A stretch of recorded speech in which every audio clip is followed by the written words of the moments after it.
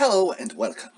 We are starting our regular playthrough of the tactical surprise scenario for the next war Iran, and let's carry on. In the previous video I ran through the pre-game actions, and today we are starting with turn 1.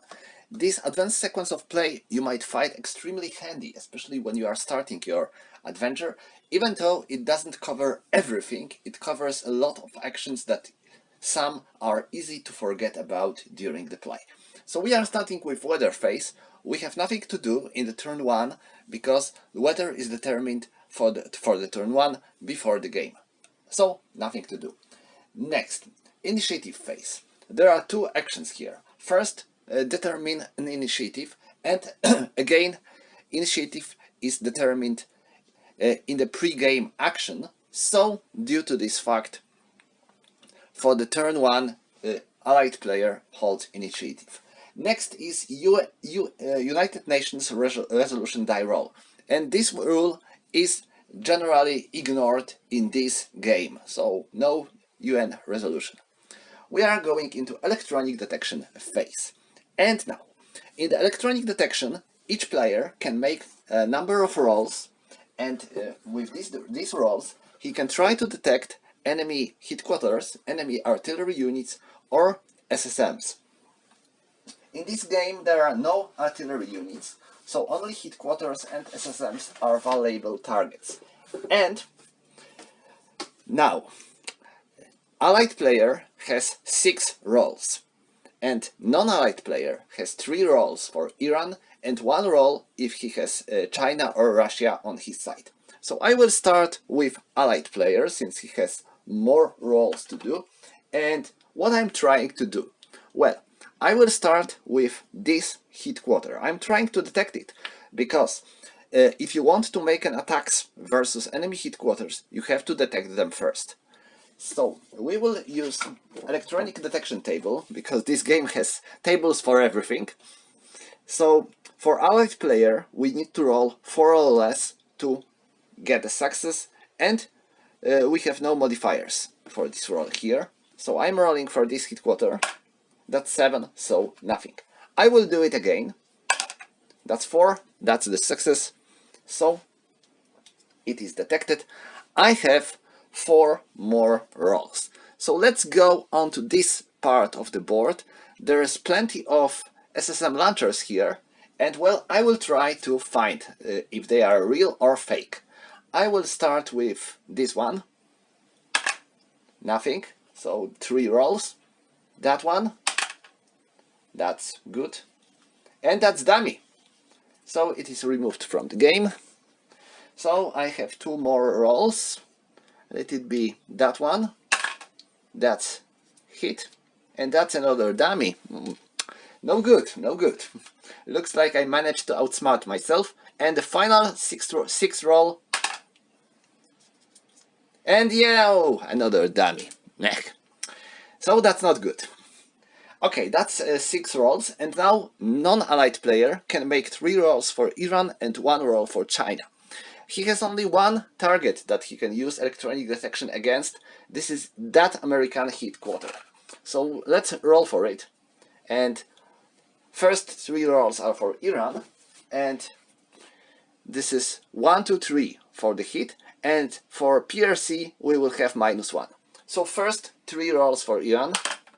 Yeah, the first one is already effective. We got detection.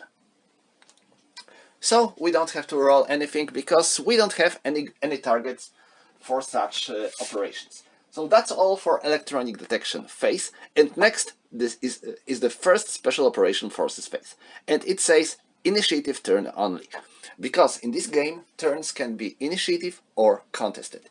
If any side has initiative, then we have initiative turn.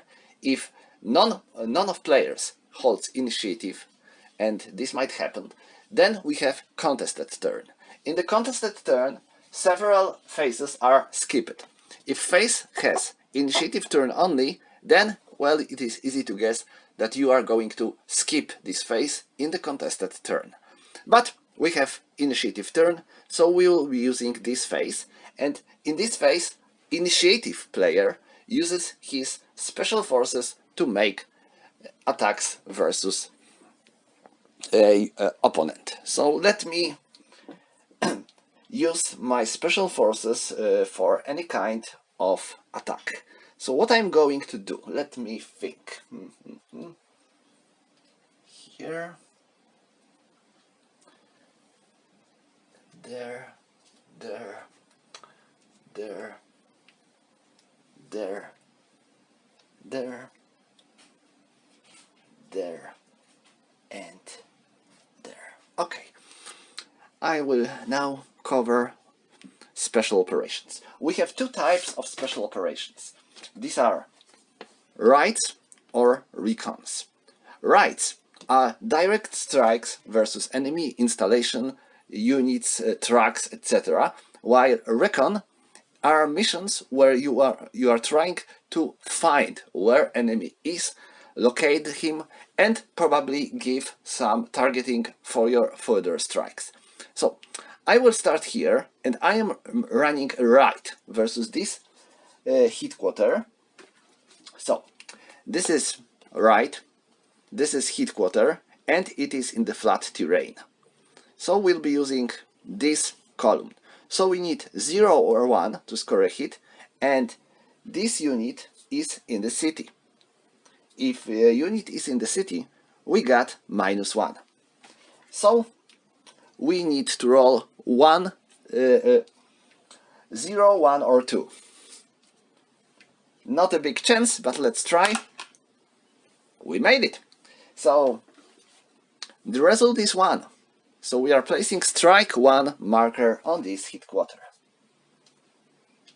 And now we need to roll for the survival. Every time our special forces unit performs a mission, you need to make a survival check. If you get 7 or more, then unit is eliminated. If less, then unit returns to base. So let's make a roll for this one. We got 6. And modifiers, because we have some modifiers here. There is +1 if unit performs a raid. So that would be 7. That's bad. But every special force, well, most of them, has its own modifier on the counter. So here we have -2. So that would be 7, and -2, that's 5. So they are okay. They are coming back home safely. Okay, so now let's go here. I'm going to do recon missions here. This is Mountain Hex versus ground unit. So we will need 3 or less to find this launcher. 6, nope, we failed. And that's the survivor roll. 9, -2, because we have our modifier, so that would be 7. And no other modifiers here. So that's 7. So they are eliminated, and 2s, they are removed from the game. Put them somewhere where you will easily find them, because later during the game you will find that you are getting some special operation forces reinforcements, and sometimes you might need the counters that were previously eliminated. Now, Israeli Special Force is trying to do the same here. 4, I think that's... No, we need 3 or less. So, survival, they are fine.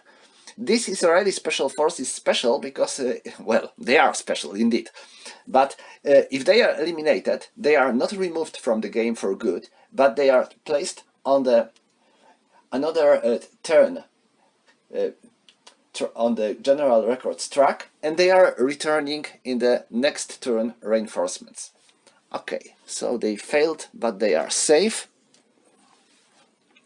My next step is a raid versus this airfield. So that's an airfield. It is in the roof terrain, and it is considered to be occupied by less than a brigade. So we are attacking airfield in the roof terrain, so we will need 3 or less. But it is occupied by but by a less than one brigade regiment, so that's +1. So we need we need to roll 2 or less. We made it. So that's 2. So that's 1 strike. We are placing strike 1 marker on this airfield, and of course survival check. These guys are safe. Okay, next thing that I want to do is to attack enemy patrol boat trucks. And these are rights. They are in the flat terrain because treat as detected naval unit in flat. So flat, and our target is naval. So we will need 2 or more to score any hit. Let's go here first. That's 3. Sadly, that's the miss. So now, survival check. 2. They are coming home safely. And now for this truck. That's 2. So yes, we can reduce it by 1. And now, survival check. They are coming home safely. Okay, so that's all here, but that's not everything. I have 2 more special operations to do so.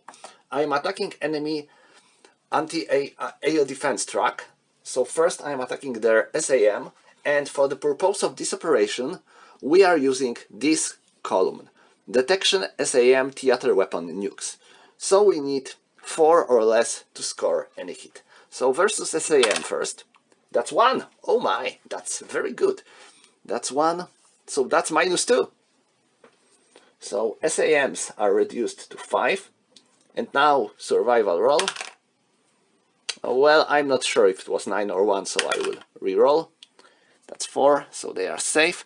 And now I'm going to make a roll for detection. 3, that's -1.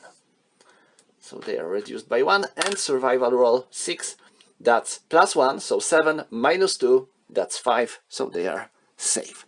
And that's all when it comes to my special operations. That wasn't bad. We managed to score some successes, and I forgot about one important thing. If I hit airfield or airbase, I have to place collateral damage marker. And now, of course, I have to make a roll. That's the strike versus airfield with strike value of 1. So we need 0 or 1 to do any damage. Nope, we failed. Alright, so that's all for special operations phase, and we are going into air naval phase. This phase is often quite long. We will see if it will happen this time as well. So what are we going to do first? Let's take our airboard, because there will be a lot of stuff to do on the airboard.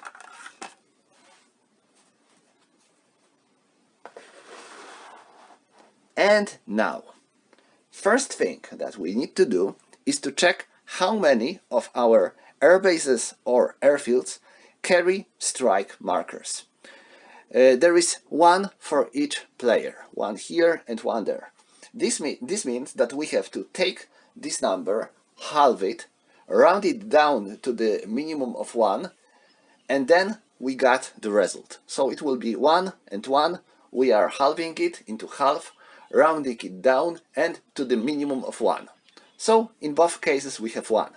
And this means that we have to remove 1 unit from the ready boxes into flown box, and the box that carries this counter has to be the first of choice. So that's Saudi Arabia, and that's 1. So I am checking Saudi Arabia, and which unit from Saudi Arabia should be removed. Let me think. I think that this F-16 or not, this F-18. And now for Iran, this F5. It's useless after all. So that's all when it comes to the strikes. And now destruction markers. We have one airfield that was destroyed before the game. That was one in Qatar. So now I have to move to do the same with this Mirage. And that's all. So now, when we are ready, we can send our fighters to air combat.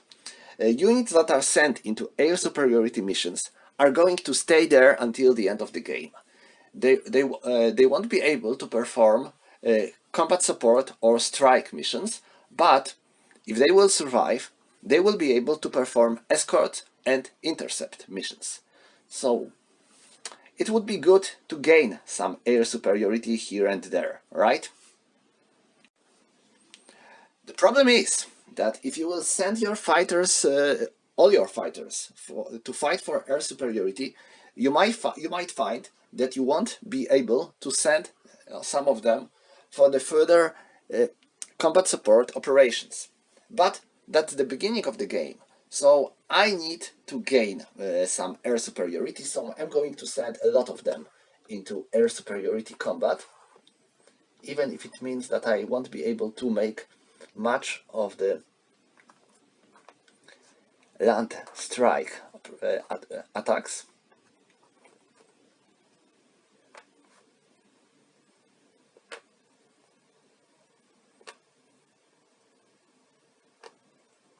Okay, so these are my fighters, and now my opponent can do the same, or maybe not, maybe one more. It won't hurt. So now non-allied player sends his fighters. He has mostly quality Chinese fighters because Iranian fighters aren't very good.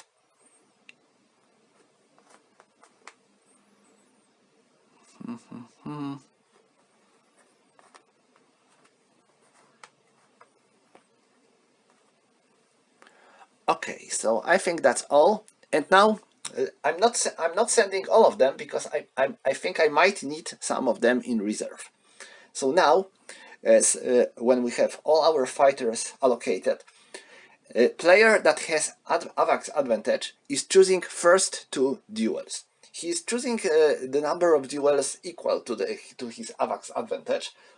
So now, non-allied player has, at the beginning of this scenario, AVAX advantage of 2. So he's choosing first two duels. I will take this J20, and I want him to engage the best fighter on the enemy side, meaning this F-22 Raptor. Next, I'm taking this J10, and it is going to engage F-15C. So that's for them. Now, allied player. Allied player take his F-35, and it is going to attack J10. Now, J11 decides that he wants to fight versus this F-15, and another J11 decides that it wants to fight versus this F-16.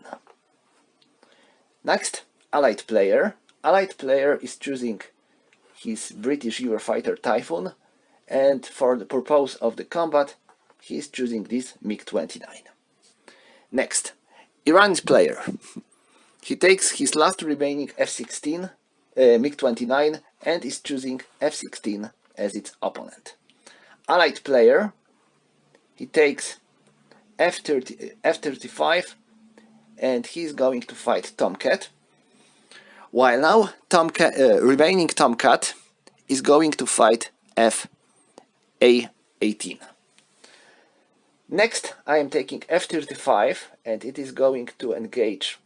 Well, no, I am taking Rafale, and it is going to engage this Mirage. Now, non-allied player has a little choice. He takes this F-7, and it is going to fight versus Eurofighter Typhoon. And now I have two fighters remaining. They can simply stay there and not be engaged, but from the other hand, they might be sent into combat and to join any duel, because you can send maximum of two fighter units into single duel.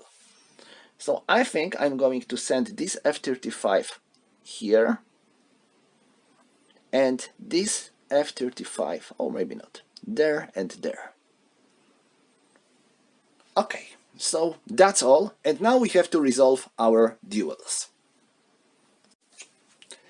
Each duel is resolved in the number of steps, and the number of steps is told us by the number of stars on our AO unit.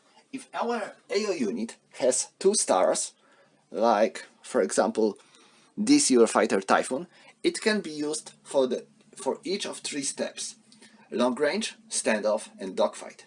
If unit has one star, like here, it can be used for the 2 steps, standoff and dogfight. Or if unit has no stars at all, like this F7, it can be used only for dogfight. Finally, if unit has S, like for example F-35 or J-20, it is stealth unit, and stealth units can be attacked in the dogfight only. So that's what these are the main principles of the advanced air combat, and now we have to resolve them. So let's go from down to up. So we are starting with F-22 versus J-20. These are both stealth fighters, meaning they cannot be attacked in the long range or dogfight. They are both capable for the long range and dogfight because they have 2 stars, but their targets aren't legal targets for this kind of combat, so they are flying as close as possible into dogfight combat, and that's where the battle begins. In the dogfight combat, player that has a higher combat factor fires first. So in this case, F-22 is going to fire first because it has 6 and J-20 has 5. So it will be 6 minus 5, so it will be plus 1. So we are taking advanced air combat and we'll be using +1 column. Next, in the dogfight combat, we are using pilot skill as our modifier. It is used in the dogfight only. So F-22 has -2 pilot skill. That's very good. That's the best pilot factor you can have. So that's +1 for the column and -2 for the die roll modifier. And that's the great roll. That's 1. So -2, it's -1. So -1 in +1 is X. X is destruction. So they are going down in flames, they are eliminated, and if enemy AO unit is eliminated, then player gains 2 victory points. So we are taking victory points this turn marker and we are going with it on the 2. Next we have this combat. Both of these fighters have 1 star, so they can be used in the standoff and dogfight combat only. So let's go with standoff first. In the standoff, both fighters are firing simultaneously. There are no modifiers for this combat here, so first F-15 with +1. Why? That's 0. 0 in +1, that's another X. Yeah, so they are dead, but before they will be dead, they can fire back. And wow, that's not bad as well. That's 2. In the -1, that's an abort. So they are dead. Allied player gains 2 victory points. And they are aborted. So they are moved into abort box. Now here. This F-35 is stealth fighter and this J-10 isn't. So F-35 can fire at the J-10 in both long range and standoff, while J-10 can only fire back in dogfight. So long range we have 0. Oh, I should say 0 and we have 0. So 0 is damage and aborted. So this one is damage and aborted. And that's all. Now here. This one is a long range and it has 2 stars and the remaining 2 are standoff capable only. So this F-35 fires at J-11 in long range, 5 in the -1, that's nothing. So now next we are going into standoff. So we are firing simultaneously. First J11 fires at F35, that's +1, and 6 in the +1, that's ADD. And this is a special result because it works differently for a different type of combat. In the long range and standoff, it works as advantage. So unit is flipped on the other side, I mean rotated.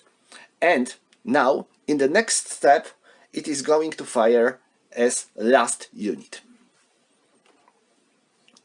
And now, they are firing back. F15 fires here, that's 0 and 4. That's also an advantage. And now F35 fires with -1, nothing. Next we are going into dogfight. So now we have following sequence.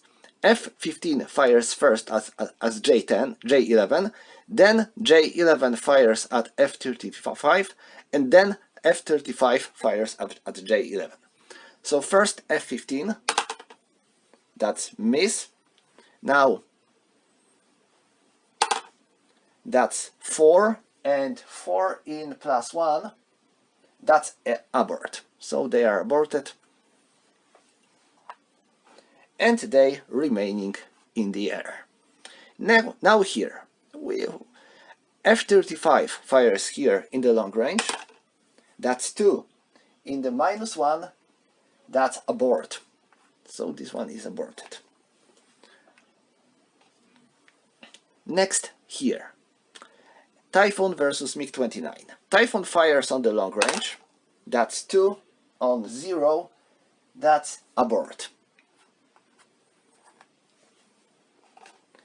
Next, F-16 versus MiG-29. They are both standoff capable, so they are making a standoff fight with 0, and MiG-29 is going to have +1. Why +1? Because all the non-NATO, Japan, Russia or PRC units have +1 in the standoff combat. So F-16, that's 4, in 0, that's advantage, and MiG-29, 7, that's the miss. So next we have a dogfight combat here, and F-16 is going to fire first because it has advantage. That's 3, -1 because of the pilot skill, that's 2, that's abort. So I guess you can see why I wanted to keep some of my fighters in reserve. Next, F-35 fires on F-14. Oh, that's the battle of different eras. F-35 fires first on the long range, that's 7, nothing. Next, F-35 fires in standoff, 3, in +1, that's abort. Next, Hornet, Super Hornet versus F-14. So Super Hornet fires in the long range, nothing. Next we are going into standoff, that's 4 for Super Hornet, that's abort. And now Tomcat fires back, that's nothing. Rafale versus Mirage. Rafale fires in the long range, nothing. We are going into standoff, only Rafale can fire, and Rafale also gets +1 because that's not NATO, Japan, Russia, PRC. So that's 2. 2 in +1, that's damage and abort. And finally, Typhoon versus F7, so the same situation. Long range, nothing. Standoff, nothing. And dogfight. So for Typhoon, that's 1 in +1, that's damage and abort. Wow, wow! So that's something amazing. We managed to almost completely eliminate enemies, and we allies were able to fight air domination. So now we have to check for the number. 1, 2, 3, 4, 5, 6, 7, 8, 9, 10, 11 versus 1. So we have 11 to 1. And now we will have to do a couple of actions.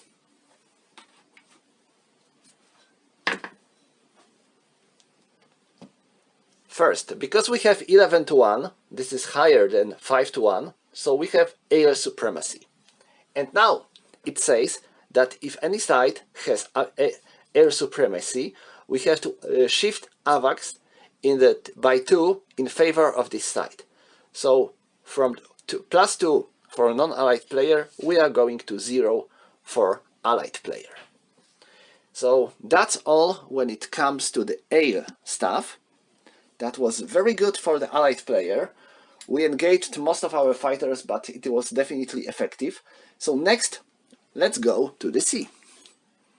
Because we have to do some stuff about the sea issues. First thing is to roll for sea control. We have two types of sea zones. At sea zone and inshore box. First we are rolling for inshore boxes, and then we are rolling for sea zones.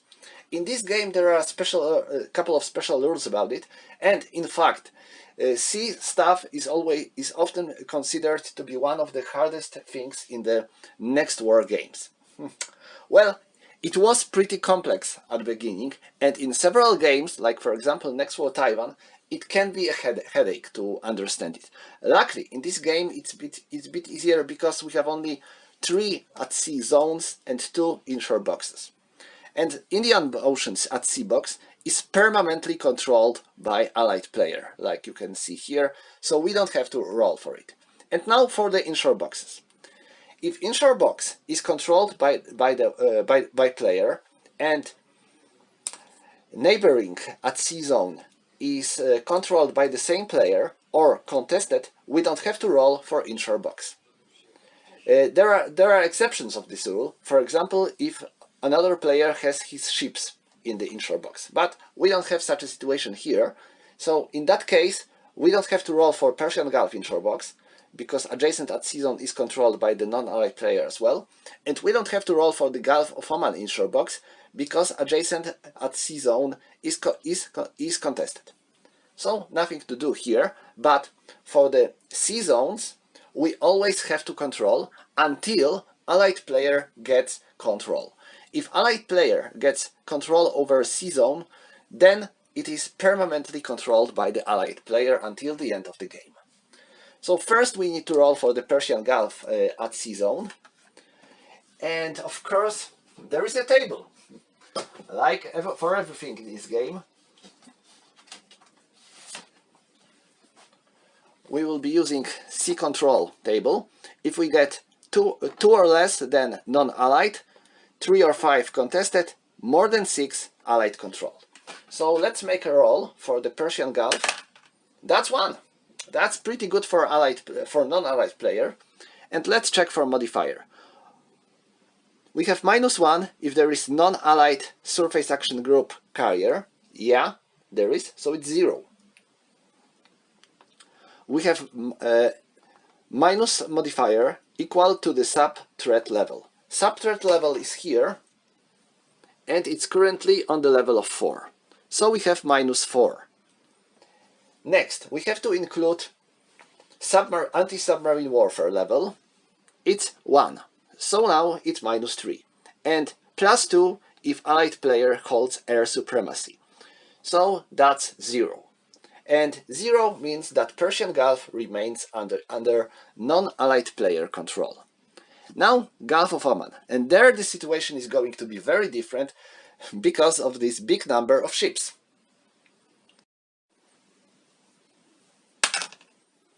Alright, so now that's 8. And now we have to include modifiers.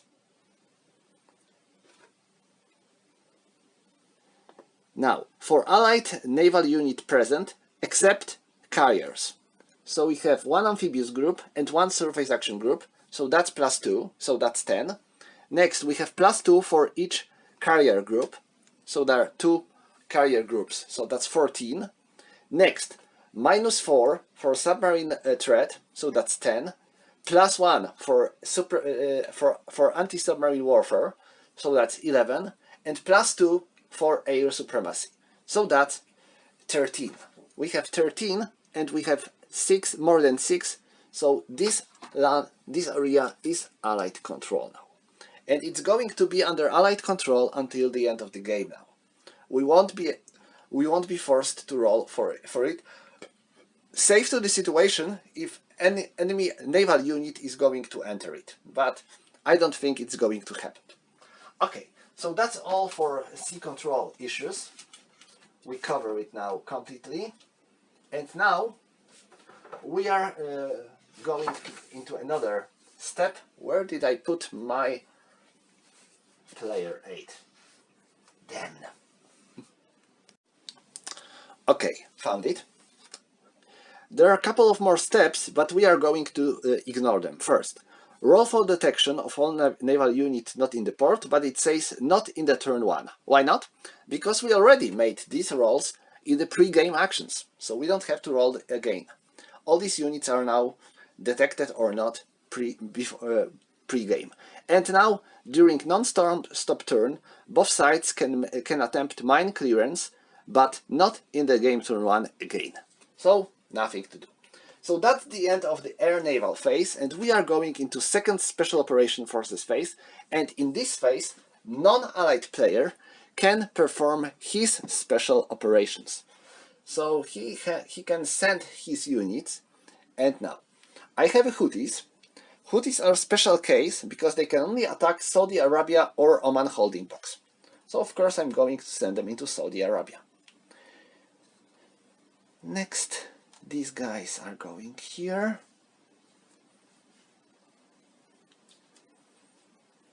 And these guys are going there. So that's all. Or maybe here. And now that's the interesting situation. Why? Because if I would make a strike with my missiles versus United Arab Emirates, they would instantly join the war on the allied player side, give me all my air units, land units, etc. But if I am using special forces, they are not going into another level of intervention. So that's something which can be easy to forget, but that's pretty important. Special forces attacks are not increasing intervention levels. Okay, so all these terrains are flat, and please notice that they are occupied by less than 1 brigade for a SOF. So for each our special operations we will have +1 modifier. Okay, so in most of these cases I'm going to simply make my my rights versus enemy air bases. So we are going to attack installation in the flat terrain, so we need 2, 1 or 0, and we add +1 because of the occupied by the less than 1 brigade. So we will have 0 and 1 to have any effective result. So let's start here. 6, nothing, and survival, fine, they are safe. Now here, that's 7, nothing, and survival, they are safe.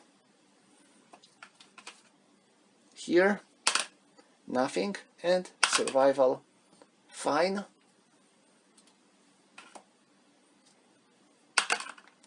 Nothing, survival, they are fine. There, that's something. Oh yeah, that's a hit. So strike 1, collateral damage, and survival, they are safe. Pretty good. Now here, well, I will reroll. That's 7, nothing, and survival, they are safe. Nothing, survival, wow, they all survived. Fantastic. And finally, my attack versus enemy headquarter, and that's the headquarter in the flat terrain with occupied by but by less than one brigade, so I need to roll natural 0. Well, that was close but not close enough. Survival 2, they are safe. So I won't say that's bad. I didn't achieve much, but at last I didn't suffer any losses. So now I'm rolling for the collateral damage here. And yeah, that's the hit. Hooray! That's the strike versus airbase, 0, air and air mobile point. So Allied player is losing 1 air mobile point, and 1 air unit, which is basing in United Arab Emirates, have to take 1 step loss. And this means, sadly, my Thunderbolts are going to be reduced. Alright, so that's all for the Special Operation Forces, and we are going into another long phase. This is going to be first strike phase. In this phase we will have to resolve our missile strike, air strikes, headquarter strikes, naval strikes, etc. So first we are starting with nuclear weapons, nothing to do. US player is not going to use his nukes. Next we have to allocate our missile strikes. And yes, we have to allocate them first because before they will be resolved. So non-allied player says that he is going to do something like this. And allied player is going to use his cruise missiles versus this Chinese naval unit. He sends 2 of them and he's using his ships as launchers. Because like I said, you need to have a carrier for each of your cruise missile point. It can be bomber or naval unit. I have 4 naval units here, so that's enough. Each of them can bring 1 cruise missile. So that's all, and now I have to resolve these strikes. So let's carry on, starting with here. So nothing. Oh, sorry, I almost forgot. Let's reduce the number of missile points because that's something easy to forget. So 5 missile points for a non-allied player and 2 cruise missiles for a US player. Okay, let's continue. Nothing. 3, that's 1 strike. And collateral damage. Here. 6, nothing. And 0, that's, wow! I believe that's destruction. Let me check. 0, 0, yeah, that's destruction. So this base is destroyed, and allied player non-allied player gets 2 victory points for the destruction of the enemy air base. And we are not resolving collateral damage now. We need to wait until the end of the phase because there might be further strikes with, for example, air units, and they might increase this collateral damage. So now I'm going to make these 2 cruise missile strikes here. First, these ships can protect themselves with close-in weapon system. For the Chinese units, their AAA is 2. So they have their close-in weapon system on the level of 2. So they have a chance that they will hit some of these approaching cruise missiles. So we'll be rolling in the Advanced Air Defense Fire in the AA2, and this is with close-in weapon system, so that's -1.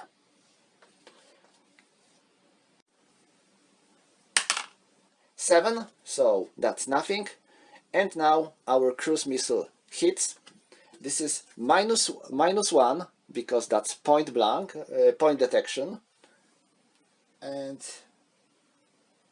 that's -2 because cruise missile versus naval unit in the restricted waters, and these are restricted waters. So we have -3 in total. That's 5, so -3, that's 2. So our target is naval unit, we are using cruise missile, and that's 2, so that's strike 1. So I need strike one marker on them. And this cruise missile is away. And now for the second cruise missile. First we are rolling for a close-in weapon system, nothing. And then for the cruise missile attack, that's 3 minus 3, that's 0. And cruise naval, that's 2 hits. And with 2 hits, these ships are going down. So they are bull, bull, bull, bull, into the depths of the Persian Gulf. And that's another 2 things we need to mention here. First, a lot of naval units are returning into game after several turns after they were eliminated, but not Chinese Surface Action Group. Once it is eliminated for good. And next, we hit and destroyed enemy Surface Action Group, so Allied player gets 10 victory points. So he had 4 and now he has 14. So that's all for the missile strikes, and now we are going into air strikes. So both sides can now allocate their air units into strike missions. Okay, so non-allied player says that he is not going to make any air strikes. Well, he has a little planes that are capable to make a good strikes, and he wants to save them for the further combat support. So only allied player is going to make his airstrikes. And now what I'm going to do, I will send my white vessels to attack enemy air defense trucks. Next, I'm going to send my best bombers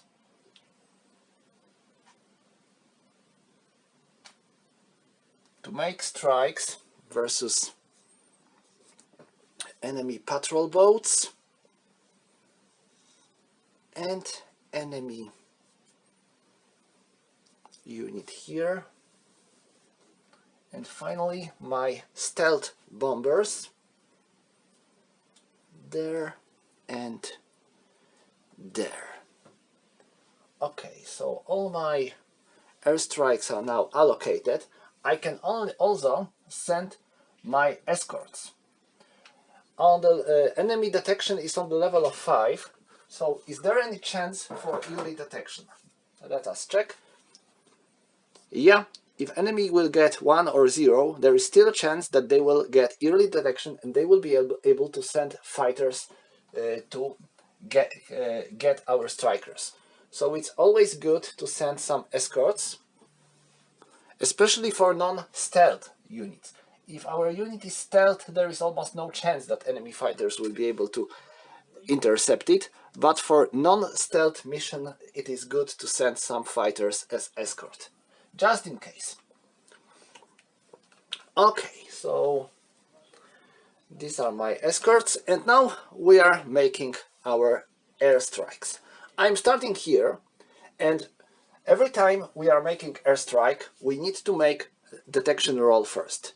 And that's why it is very important to remember that when you are performing air strikes, you are always making strikes versus enemy air defense trucks first, before any other strikes, because they are going to involved in the further detections and possible SAM and AAA fire. So we are starting here. I am attacking this detection marker, and I need to make a detection roll.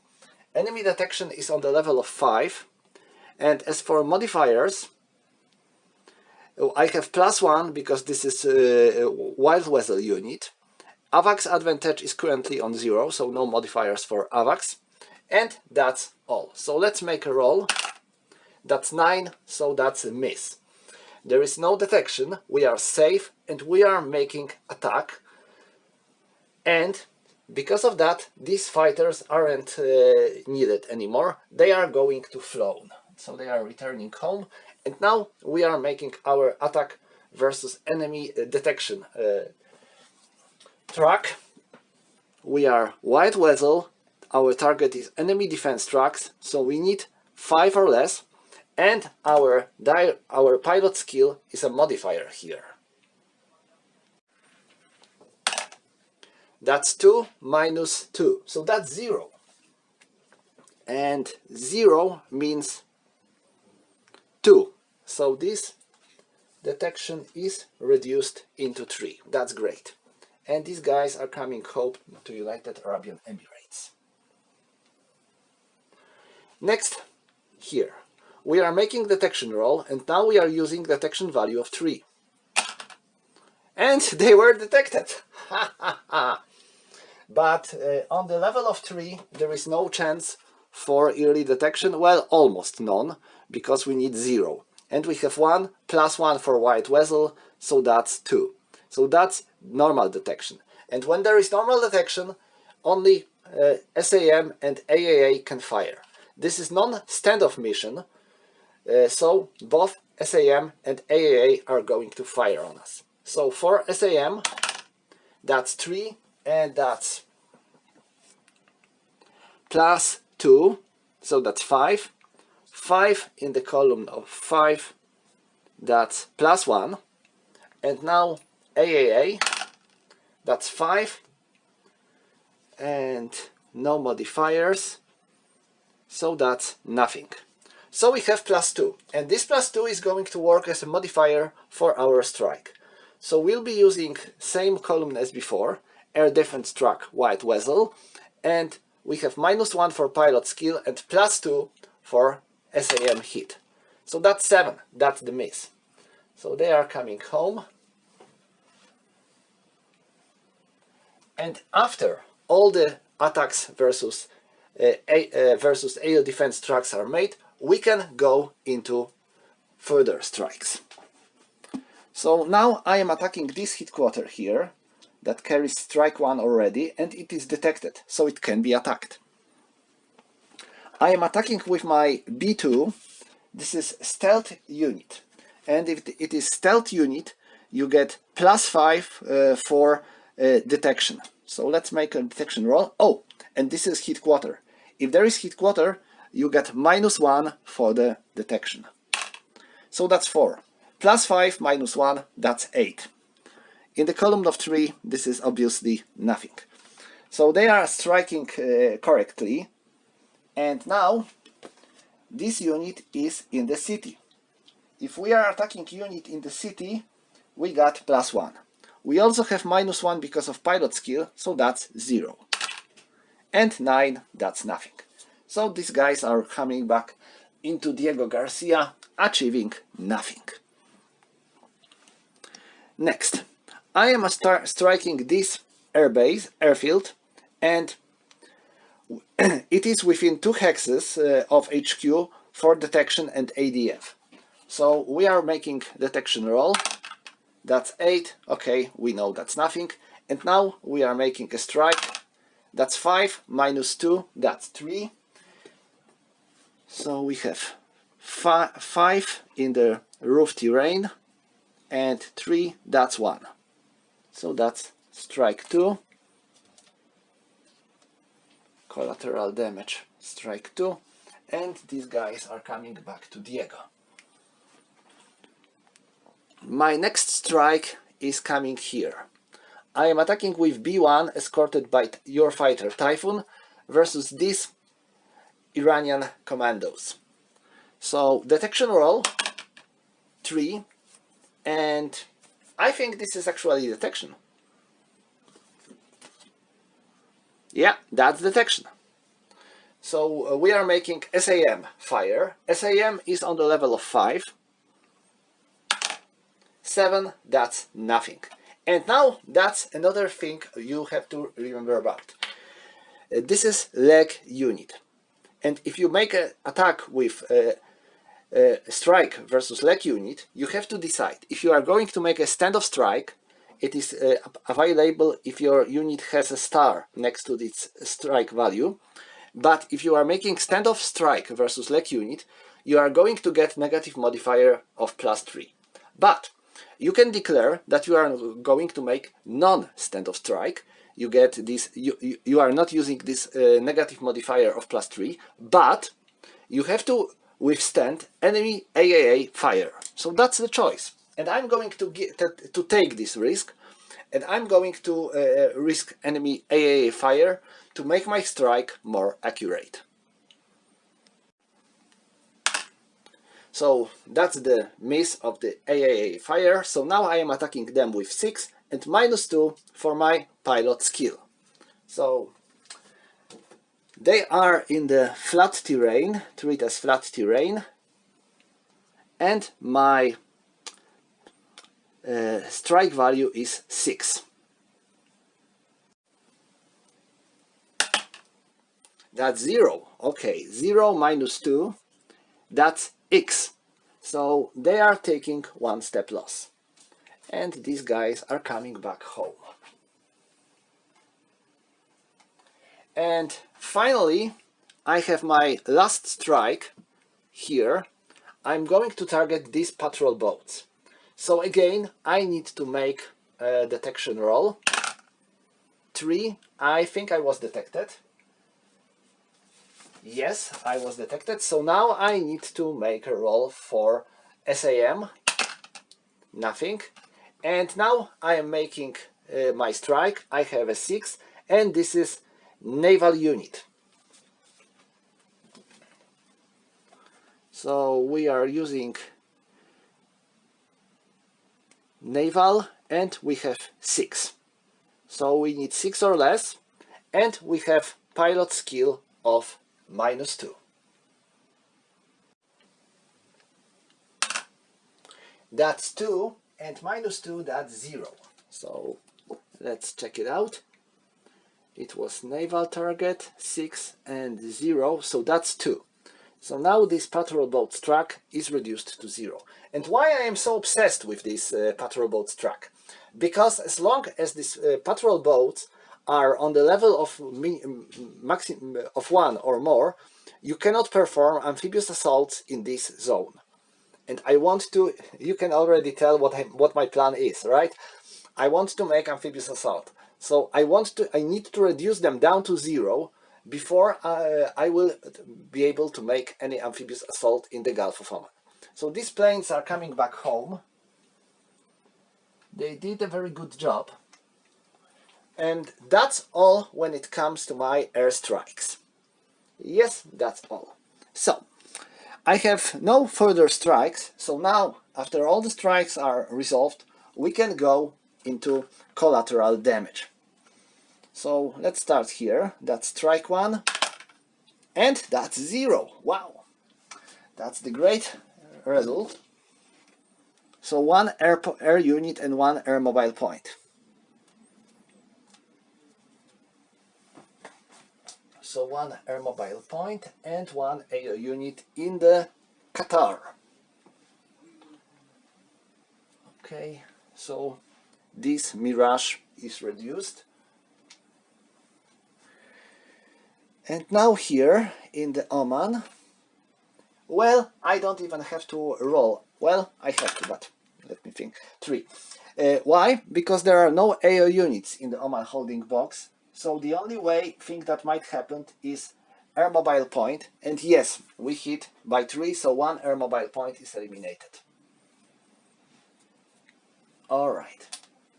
So that's all here. And now there, this is an airfield, not airbase. We got 9, nothing.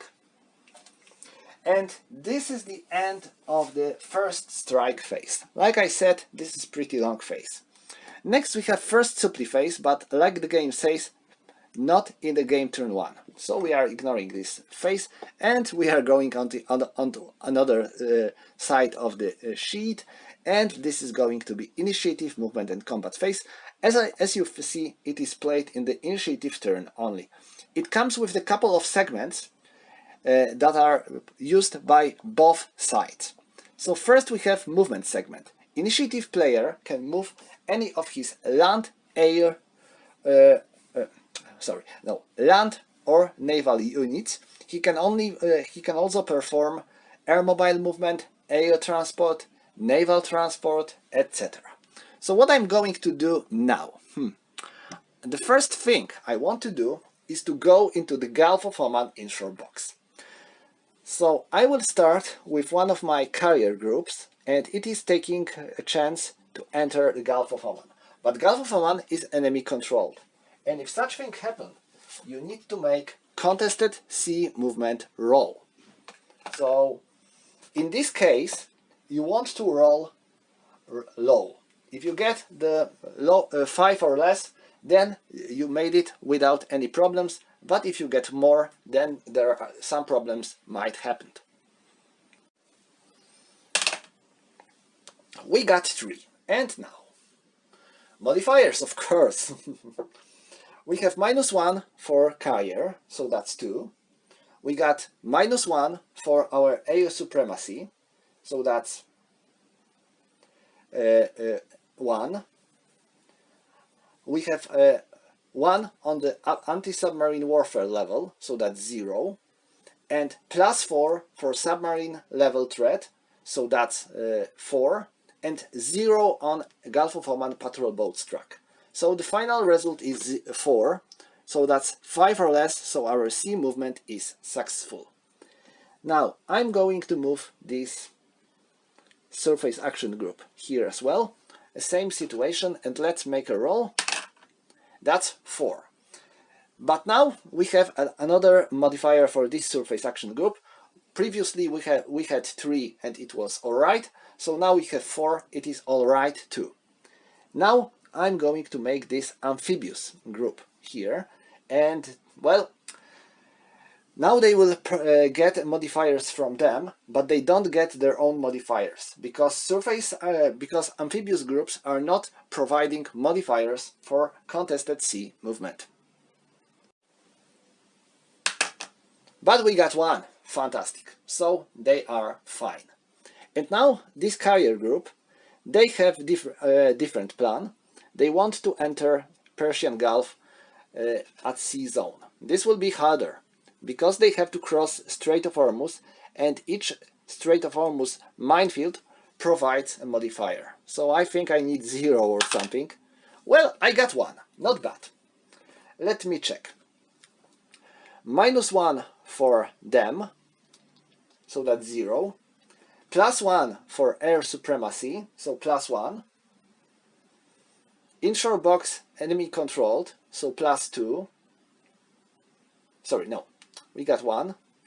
-1 for ships, 0. -1 for air supremacy, so that's -1. +1 for inshore box enemy controlled, so that's 0. Submarine threat level 4, so that's +4. Anti-submarine warfare 1, so that's 3. And mine marker density 2, so that's 5. So yeah, that's exactly the number we needed. So we are here, and now, since all our ships moved, we now have to determine their detection, because their detection changes if they are leaving their original zone. So this one rolls for naval detection, that's 2, so it remains point detection. Now this amphibious group, 2, they are also point detection. Oh, that's bad. Now where do I have point detection markers? Where did I put this? Okay, it's here. Now for this group, that's 8, so they aren't detected. And now for this group, 4, they are area detected. Okay, so that's all for my naval movement. And now, do I want to do anything else? Okay, I have 2 airmobile points remaining, so I'm going to move this brigade, and they are flying with airmobile movement on the island of Siri. So we need to make a detection roll, but this is airmobile movement, so we will be using local detection, because every time helicopters are in effect, we are using local column. So that's 5, we aren't detected. Our helicopters are flying us here, and we spent 1 airmobile point. We have 1 more left for the entire turn. So I'm going to spend 1 more of these, and these 2 battalions. Each of them has 1.5 stacking points, so I can spend one helicopter airmobile transport point to bring both of them onto the Lavan. And same, I need to make a local detection roll to see if they are detected or not. 4, and I need 2, so no, they aren't detected. So they are landing here, they are flying here safely, and I haven't any more airmobile points during this turn. Alright, so is that everything? Nope, not at all.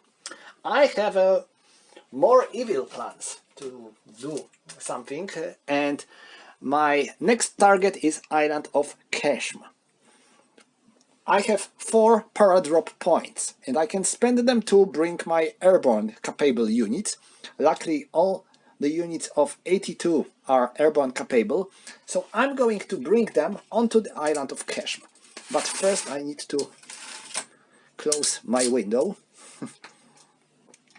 to make things more clear. And now I have 4 units, and each of them is going to get an escort. So first these guys are flying here, and they are going to land there. So we have to make a detection roll. This time it's not local detection, but normal detection. Enemy detection is on the level of 3. So that's here.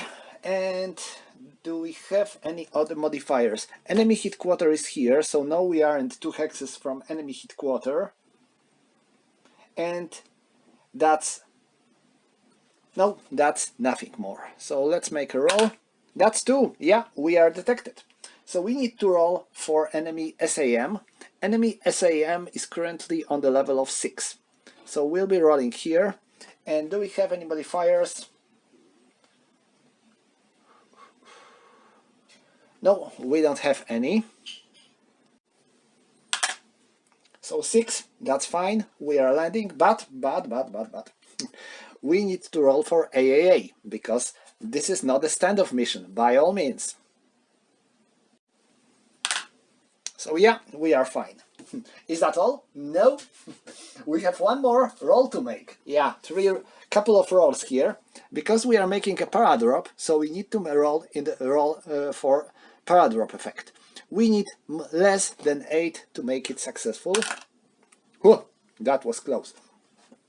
There would be +1 if we would drop in the enemy zone of control, but this enemy unit has a stacking value of 1, and units with stacking value of 1 have no zone of control.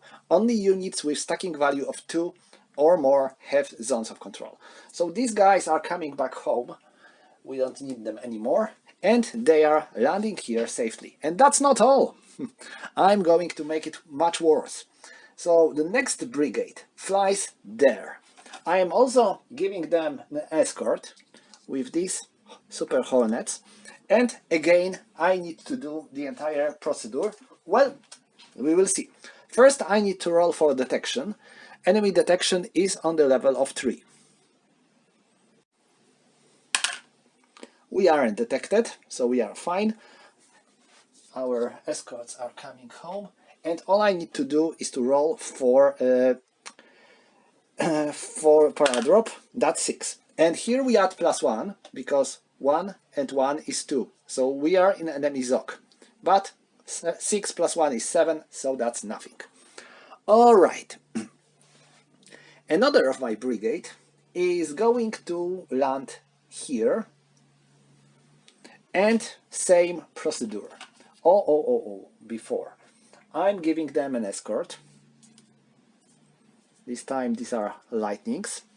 And let's see if they will be able to land safely. My god! They are detected. And that's early detection.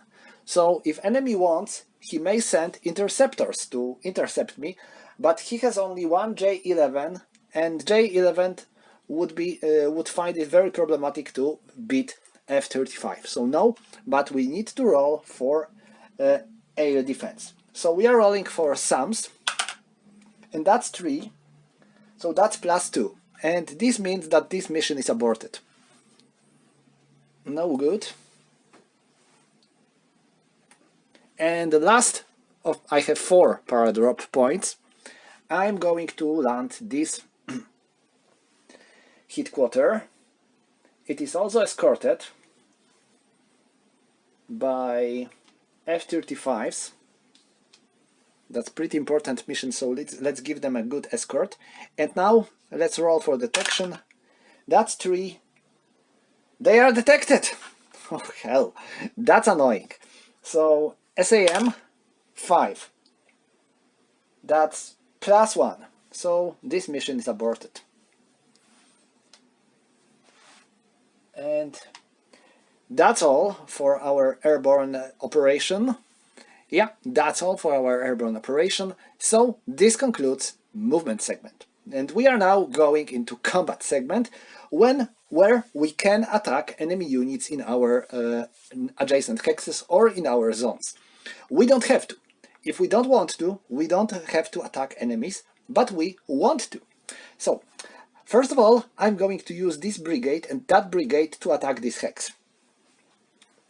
I have let me take combat table, so I will be able to cover everything clear.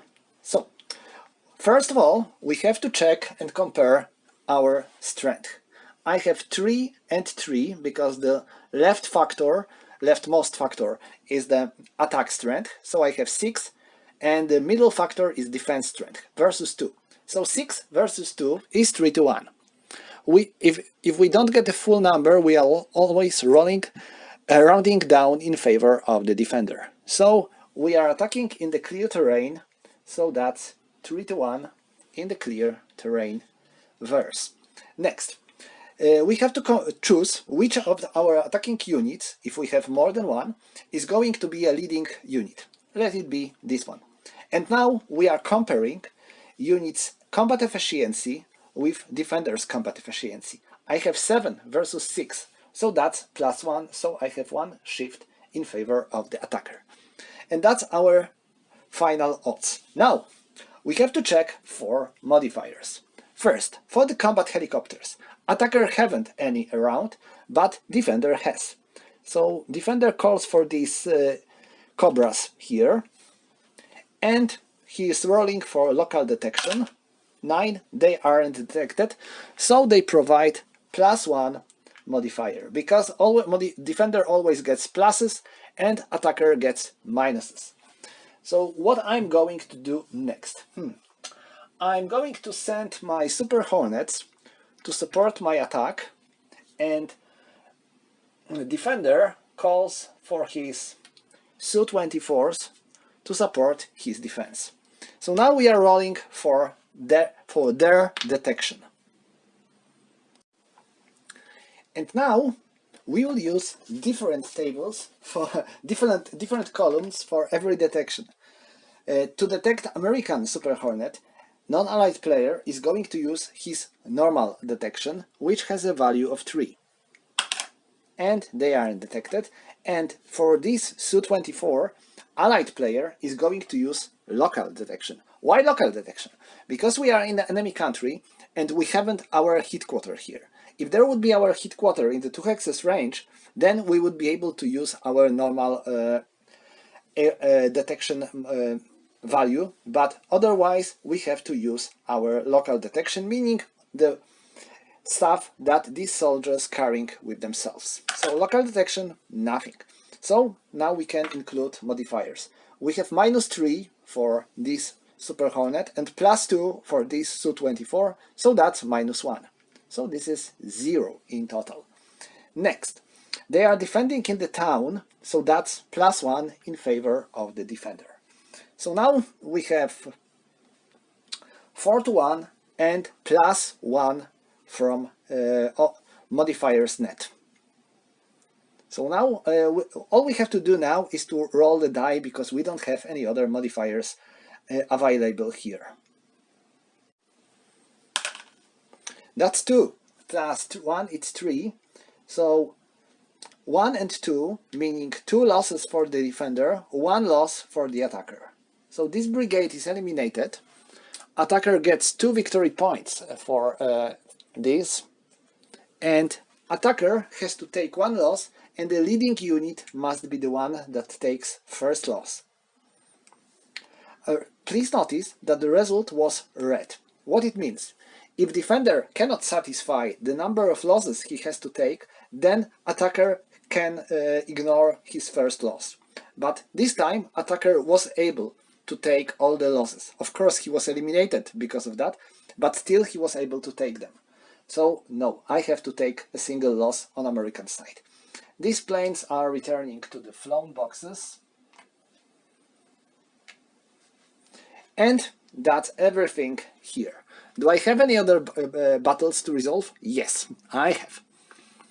I am attacking these two islands, and every island is defended by Iranian airmobile units, so we have to beat them, or not. We will see. I am starting here. I have 3 versus 1. So initial odds are 3 to 1 in the clear terrain. I have 7 versus 5, so that's plus 2. So that's 5 to 1 when it comes to the final odds. Now, die roll modifiers. Combat helicopters aren't present around, so I cannot send them, but I can send my Air Force. So, Iranian player is sending another Su-24, while Allied player sends one more Super Hornet. So we are rolling for detection. First for Su-24, it isn't detected, and now for Super Hornet, I'm not sure, so let me reroll. It isn't detected either. So we have plus 2 and minus 3, so we have total modifier of minus 1. There aren't any other modifiers in effect here, so we are simply going to use these. And now let's make a roll. That's 0. Minus 1, it's minus 1. So these are 3 losses on defender side. So sorry guys, you are eliminated. That's plus 2 for the defender, for the attacker. And now I have to do something more. I need to draw randomly from the cup one clearing marker, so I can't see what's on the other side, and I have to place them here. Because this is an island, and you have to clear the island before you will be able to make use of it. So these guys are flying back home into flown boxes. And now I have one more combat here. I have 1 and 1, so that's 2 versus 2. So that's 1 to 1. This one is going to be a leading force, so that's 7 versus 6, so that's 1.5 to 1. As you can see, the odds are very different and not that favorable for the attacker as before. So next, I have to include my combat support. I'm going to give them some serious support. So another Super Hornets are sent to help, and on the non-allied player, yet another Su-24 is sent to help. So let me roll first for the detection. For Su-24, that's local detection, and yes, they are detected. So local SAM, that's 3. That's plus 1. So their combat support is decreased by 1. So now it is not 2 by 1. And now for the Super Hornets, they aren't detected. So we have 3 and 1. So that's minus 2 in favor for the attacker. And I don't have any other modifiers to be used here, so that's all. That's 2 minus 2, it's 0. 0 is one loss for the attacker, 2 losses for the defender. So this one is eliminated and this one is eliminated as well. So attacker, allied player gets 2 victory points for enemy brigade being eliminated, and non-allied player gets 1 victory point for enemy battalion being eliminated. And again, I need to draw randomly one clearing marker. Okay, to see what is going to happen later. They are coming back home into flown boxes, As you can see, these Super Hornets and Su-24 are very useful planes. They aren't as cool as, for example, Su-35 or Raptors, but they are very effective units. Okay, so that's all for the combat here. And I haven't any more attacks to resolve. No, I don't have any. So that's the end of the combat segment. And next we have Elite Reaction movement segment. What it is? Now, non-allied player is free to move all his units, but only these that have combat efficiency of 6, 7 or 8, and he can move them with normal movement only. So no air mobile movement, no naval transport, no air transport. And because of that, I don't have much to use. I have one of these units here, but I want to move them later with air mobile transport, and I cannot use air mobile transport during elite reaction movement segment, so no. So that's the end of the elite reaction movement segment, and we are going into exploitation combat movement segment. Exploitation movement segment is yet another movement segment for allied player, but he can move only these units that are not in enemy zones of control. So basically I can move all of my units because none of my units are in enemy zones of control. You may ask about this one, because here is enemy division with three stacking points. So they definitely have zone of control, yeah, but they don't have zone of control on that hex. Why? There is a dotted line here, and this dotted line means that this hex can be crossed only by leg units. This is mechanized unit. And because of that, mechanized unit cannot move here. And if unit cannot move on the hex, it hasn't zone of control on that hex. So we are not in the zone of control of this division. That's great. Alright, so let's go on and do our movement. Or do we have any movement to do? Let us think. First of all, I want to make two more paradrop attempts with these two units. So I'm giving them an escort here and there, and I'm rolling for detection. First for this hit quarter. I am detected. Oh hell. So now SAM, and sadly I am aborted again. That's unfortunate. That's deeply unfortunate. And now this brigade, they are detected and some are not doing their job. AAA is doing their job. They are aborted. Sadly, none of our plans worked this time. So that would be everything here. And now these units. So this brigade moves here, and that brigade moves there. So now I have to mark these hexes with pending control. Because they are not under my control so far, so here, here and there, but I will try to gain control over them, and my units were the last on these hexes. So if any enemy player won't take these hexes until the end of the turn, I will gain control over them, and thus I will get victory points for them. Okay, so that's everything here, and that's not all. I have my evil plan working. Please notice that this amphibious unit with Marine Brigade inside is starting its movement segment in the inshore box. And if your unit starts its movement segment in the inshore box and the enemy patrol boats value for this inshore box, for this gulf, is on the level of 0, you are able to make amphibious assault. But to make it happen, you need to make another contested sea movement.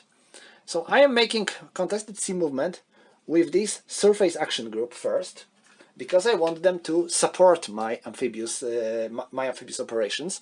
So I need to make a roll. That's 3. I think that's fine. Let me check. to not cheat, we need 5 or less, and now we have 1 and 2 units, so we have -2. We have -1 for air supremacy, so that's -3. We have +1. We have -1 for anti-submarine warfare level, so that's -4. We have +4 for submarine level threat and non-patrol boats, so that's fine. So this surface action group goes onto the hex board, and now this amphibious group wants to do the same. Oh, okay, we have 0, so that's definitely enough. So we are moving here, and these carriers are going to stay there. So that's all. And now we are going into combat segment, because amphibious assault is a combat action. It's not a movement, it's combat action. So I am making my amphibious assault on this hex. I'm not going to attack this city. Why? Because in the how it was called, I forgot the word, I hate it. In the exploitation combat segment, you get negative +2 -2 modifier shift for your attacks. So attacking city that provides its own -2 would be -4 column shift. That's something I would rather avoid. So they are landing here, of course without amphibious unit and their helicopters. And now I need to make a roll for each of these units because they moved and their detection might change. So for this surface action group 4, they remain area detection, and now for this one 8, they aren't detected. Okay, so that's all for them. Now, do I want to do any combat here? No, I don't want to, because like I said, this is -2 column shift, so that's something I would rather avoid. So I'm not making any combat. And oh, one thing I forgot to mention. If I would like to, I could place beachhead here, but I don't want to. Why? Because my goal is to capture this port and then use it as my supply source.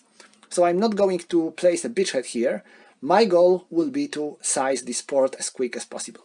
Okay, so that's all for my exploitation combat segment, and now we are going into reaction movement segment. In the reaction movement segment, non-allied player is finally free to move as he like. So it is finally time for Iran to do some actions, and what I'm going to do, I need help here badly, so I will move some of my units from here. I have the entire armored division, but I don't want to leave this place without any other units, so I will move 2 armored brigades and headquarter. 1, 2, 3, 4, 5, 6, 7, 8, 8, and here, because I don't want to overstack this hex. So that's for them. Sadly they can't reach here in this game turn, in this segment. Now this one is making air mobile movement from here to there, so that's 1 air mobile point spent. Next, this brigade goes 1, 2, and 3. So this pending control marker is removed. This division goes out and is replaced by this brigade, and 1, 2, 3, and 1. Okay, and that should do the trick. So that's all when it comes to the Iran movement. I guess that's all. So now I'm going into Iran combat segment, and I have a couple of things to do. And the first thing is I want to do submarine sortie.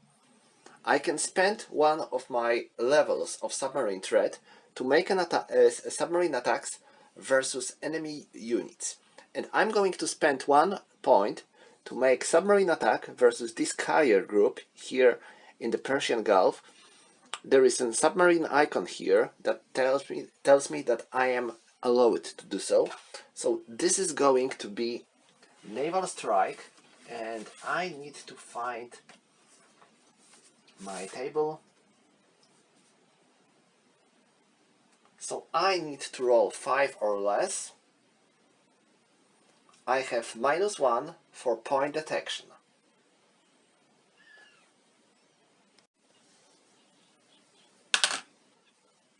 So that's 3, so this is 1 strike. And now I am reducing submarine threat level by 1. Sadly, I can't make patrol boat sortie versus these carriers here, because patrol boat level on the Gulf of Oman is now reduced to 0. So, nope.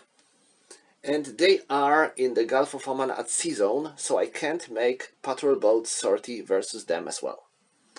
Next, I'm going to make a combat, and I want to attack this American brigade here. So I am making a joint attack with them and them, supported by their headquarters. That's good. But the problem is that they are attacking through this dotted line. These are leg units, so they can attack, but if they will do so, they will have their strength reduced by half. So let me count the strength of the fighting units. I have 2, and now I have 8, so that's 4. So that's 4 plus 2, so that's 6. And I'm calling for the support of this headquarter, that's +4, so that's 10. So that's 10 versus 2, that's 5 to 1. That's very good odds. Let's see how we will do. That's 5 to 1. Where did I put? Okay. In the flat terrain. And now let's calculate the other odds. I have to choose the leading force. It's going to be this brigade. It's 5 minus 6, so that's -1, so we are moving into 4 to 1. See, if we would have American headquarters, the situation would be completely different now, but because of the lack of American headquarters here, then these American units are in a very bad situation. Okay, so now I have to include any kind of support. So attacker can call for helicopter support, so I need to roll for local detection. 5, they are fine, so we have -1. Next, AO unit. Defender can call for 1, attacker can call for 2. So attacker is going to call for 2, because why not? These 2 phantoms are flying here, and they are going to bring me -2 each, but let's roll for detection. That's local detection, they are fine, so we have -2, so that's -5 in total. And do I want to call for any air support for the defender? There is already -5, so I believe they are dead.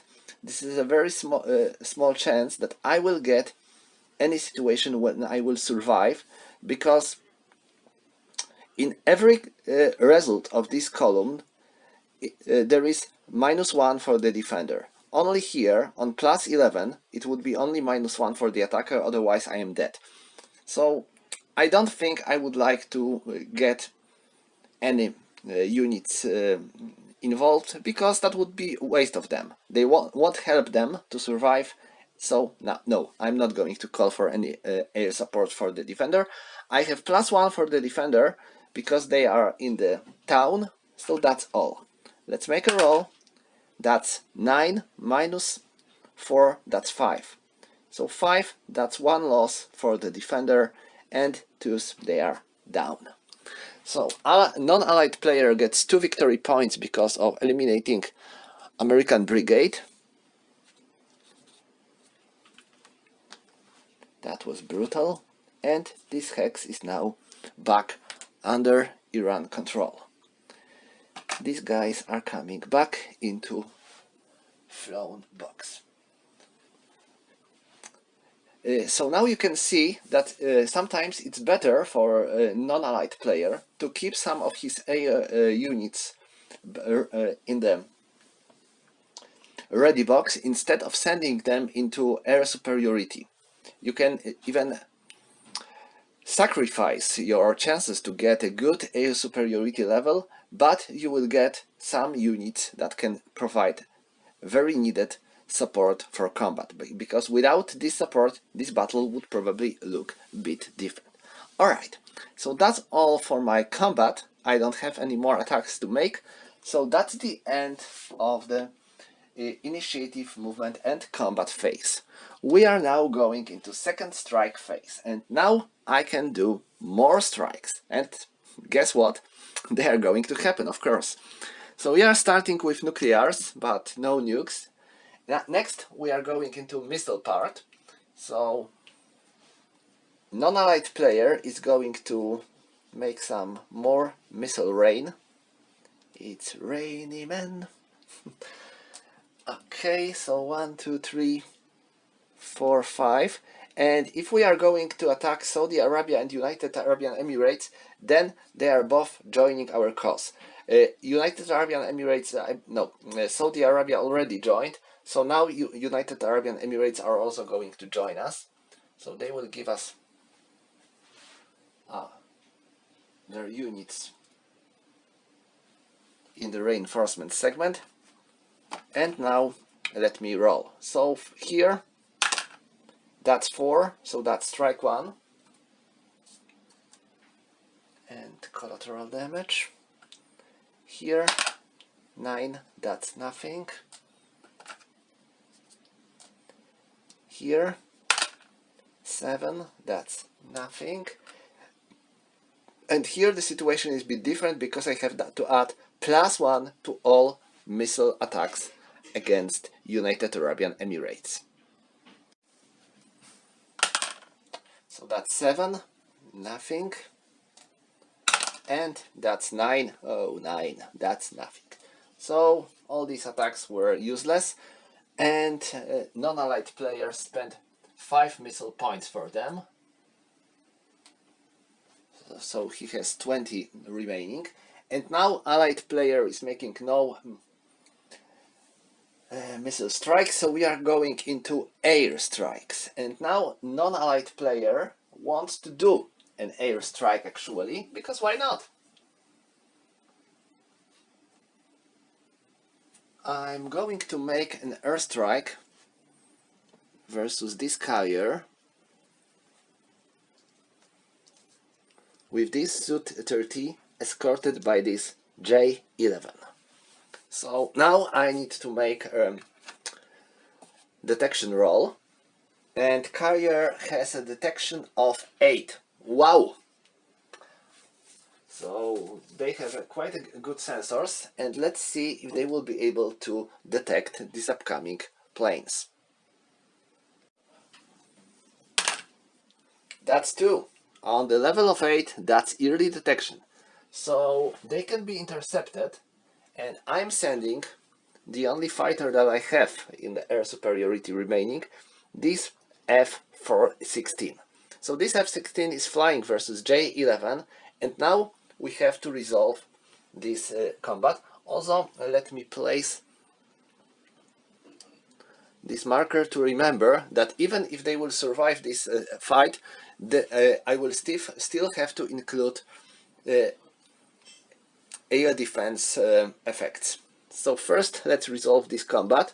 Standoff combat first, because both have 1 star. So now for J-11, we have 5 minus 4, so that's +1. No modifiers around, so that's 5. On +1, I believe that's advantage. Yeah, that's advantage. But for next F16, it is firing back. That's 4 versus 5, so that's -1. Nothing. And now we are going into dogfight combat. J11, that's -1 for the pilot skill, so that's 7. 7 in +1, that's nothing. Oh god, that's bad. And now F16, it has -1, and its pilot skill is also -1, so we get column of -1, and gyro modifier is -1 as well. So that's 2. 2 is an abort. So J11 is aborted.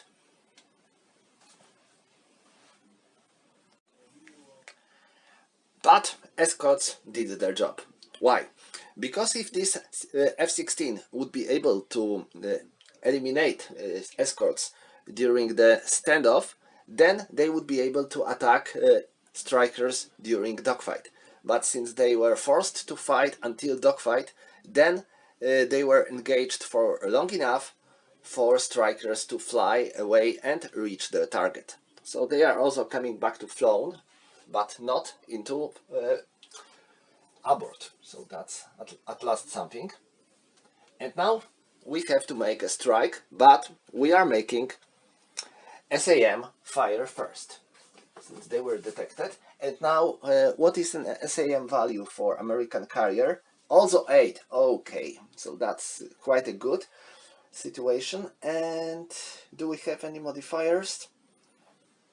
Nope. So that's 1. Oh shit. That's X. So unit loses 1 step and may continue its mission. So it now fires with 2, because that's standoff. It is fire in the restricted waters. So that's -1, -2, and -1 for point detection. So we have 2 versus naval target, so here, and we have -3 in total. And to get any effect we need 1 or 0, so or less. So that would be hard.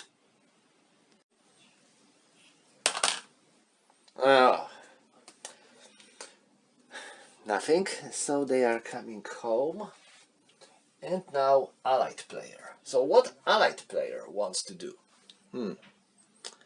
I think I'm going to do strike, but let me check. Do I want to do any strikes? Yeah, I want to do some strikes, because why not? I'm sending my white vessels here and there. There are no escorts for no interceptors available in the air superiority missions, so I don't have to send escorts here. And now, do I want to do any other kind of strikes? Let me think. I believe yes, because why not? There.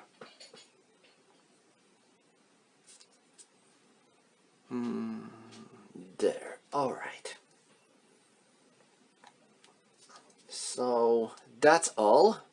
Oh, maybe not. Sorry, I have one more idea. Here and there. All right. So all my strikes are now planned. So let's go. I'm starting here. So let's roll for detection. That's 3, so they are detected. For SAM, nothing. And now for strike, nothing. Here, they are undetected, and they hit. And they hit bad. That's 0. And 0, that's -2. So SAM is reduced to 3. And they are coming home. Next. Another strike goes here. That's 5. Escort, detection, nothing. So now this is leg unit. So I want to do a standoff strike, and because I want to do a standoff strike, I need to roll for AAA. Hell! Hell! That's 1 in the +2, that's +2. So I will have to add +2 for my strike. So I'm striking with 5 versus leg unit in the flat terrain, but I will have to include +2 modifier, so that's 7. I think that's nothing. Yeah, that's nothing. Oh my. And yeah, I have 2 more strikes. Here versus this airfield. Detection, nothing. And the strike 5. I have 3 in the roof terrain. So that's 1 strike. So this one is destroyed. Collateral damage.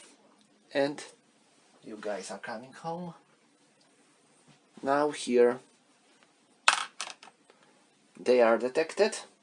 So SAM 5. SAM has a value of 3. So does it hits? Nope, it's not. So oh no, sorry, it hits. Why? Because with it is treated as two hexes of, within 2 hexes of hit quarter, and we had 5, so it's -1, so it's 4. 4 on the level of 4 or less is +1. So we have +1. +1 and -2. So that's 0. And we have strike of 5 versus roof terrain, and 0, that's X. So this airbase is destroyed. Collateral damage destroyed. Okay, so that's all when it comes to my strike phase. And now let's resolve all the collateral damage. So I have 1 collateral damage here with the value of 1. Nothing. And next I have 2 collateral damage destroyed here. This one for airfield. Nothing. And this one for airbase, that's 2. That's air and air mobile point, and please notice that air has a star, meaning I can choose which unit takes 1 damage. So let's go here, and for this I'm going to choose Su-35. And Allied player destroyed 1 airfield and 1 airbase, so I believe he gets 3 victory points. Yeah, 1 for airfield, 2 for airbases. So we have 20, we now have 23. Okay. And Iran has to mark as having 2 airfields, airbases destroyed. Oh, sorry, 1 airbase destroyed. All right. So that would be everything during the strike phase. The next phase we have to do is second supply phase, and it is initiative turn only phase. And now you may ask about these units here. They aren't in supply, alright, because this C-zone is enemy controlled, this inshore box is also enemy controlled. But they were flying with air mobile transport or paradrop. If unit makes such a movement, it is considered to be in supply until the end of its turn. So they are in supply, and that's true for the other American units as well. And as for Irani's units, they are in supply without problems. They don't have such issues. So we are going into basic movement and combat phase. In this phase we have 2 movements phases, 2 movement segments and 2 combat segments, 1 for each player. So we are starting with Allied player movement segment, and I have a problematic situation here because I have only 1 brigade remaining. So I will try to do some paradrop again. I have no escorts, but I have no enemy AO units in the air, so I don't feel a problem. I don't see an issue. The only problem I have is that I need to land safely. But first let's roll for detection. Detection is on the level of 3 currently, so it's pretty low, but even so we need to make a roll. 9. They are landing safely, but now I need to, they are flying safely. Now I need to see if they will land safely. So they are landing in enemy zone of control, so we have to add +1. They are landing in the flat terrain, so that's good. And now 3. So they are fine. And now their headquarter is going to land here. So let's roll for detection. 5, they are fine. And for paradrop, 5, they are fine. Okay. So they are landing safely. And any other stuff I need to do? No, I'm not making any more movement. But now I want to go with my combat. And I have one combat to be made. This is here. I'm attacking with this entire Marine Brigade, this port of Yask. So what do I have here? Let me take combat table.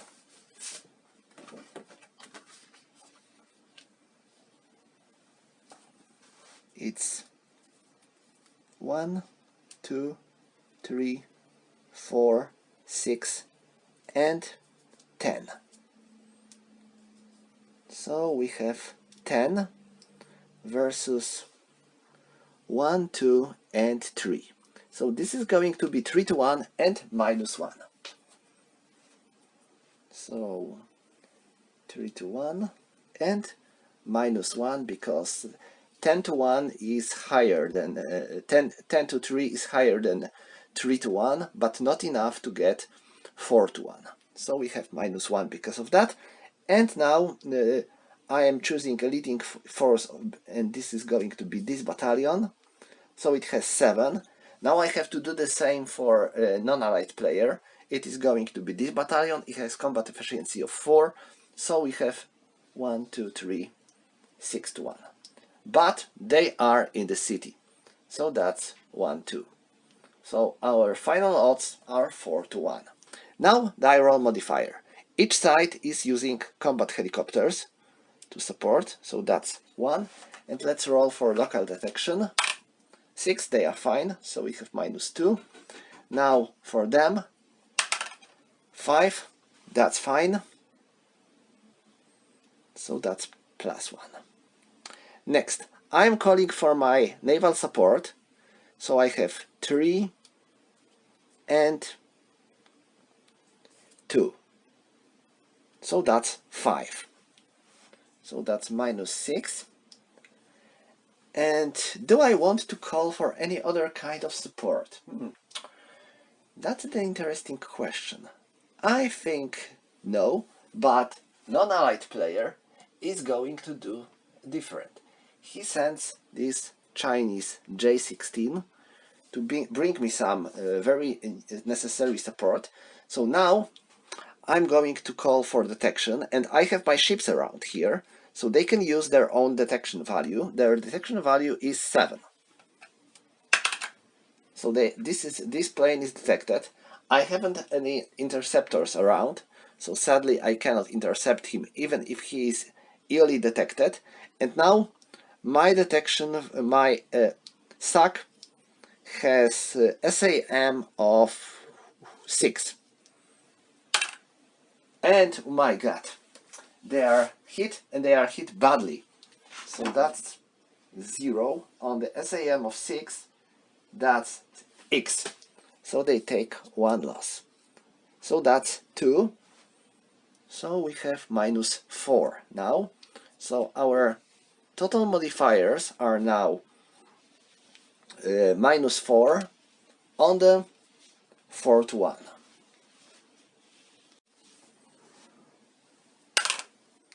That's 2, so that's -2. So that's 1 and 3. 1 loss for the attacker, 3 losses for the defender. And now, this is red result, meaning that if a defender cannot satisfy this number of losses, then attacker may ignore 1 loss. So let me count. They have to take 3 losses, and 1, these battalions are 1 step, 2 and 3. So yes, defender can satisfy these losses, so attacker has to take 1 loss as well. So defender lost 3 battalions, so 3 victory points for allied player, and attacker lost 1 battalion, so 1 victory point for non-allied player. And now this city is not fully captured now. We will have to make clearing operation. So let me place the clearing marker, and that would be everything. Yeah, they are coming back home, and these guys have to be rebased.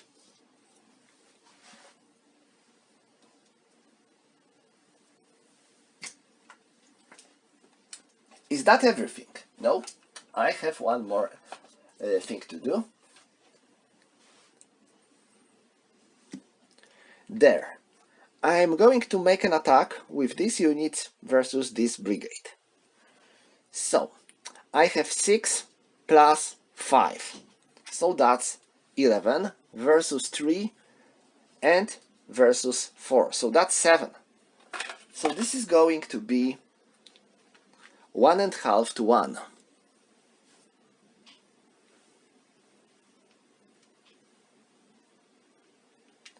And now we have to include die roll. Sorry, this is going to be a leading unit, so that's 7 versus 5, so that's plus 2. And now combat modifiers. Attacker is calling for his modifier, for his support. So he's calling for these 2 planes, or maybe not, maybe this one will be enough. I will leave this one because I want to have something in reserve, just in case.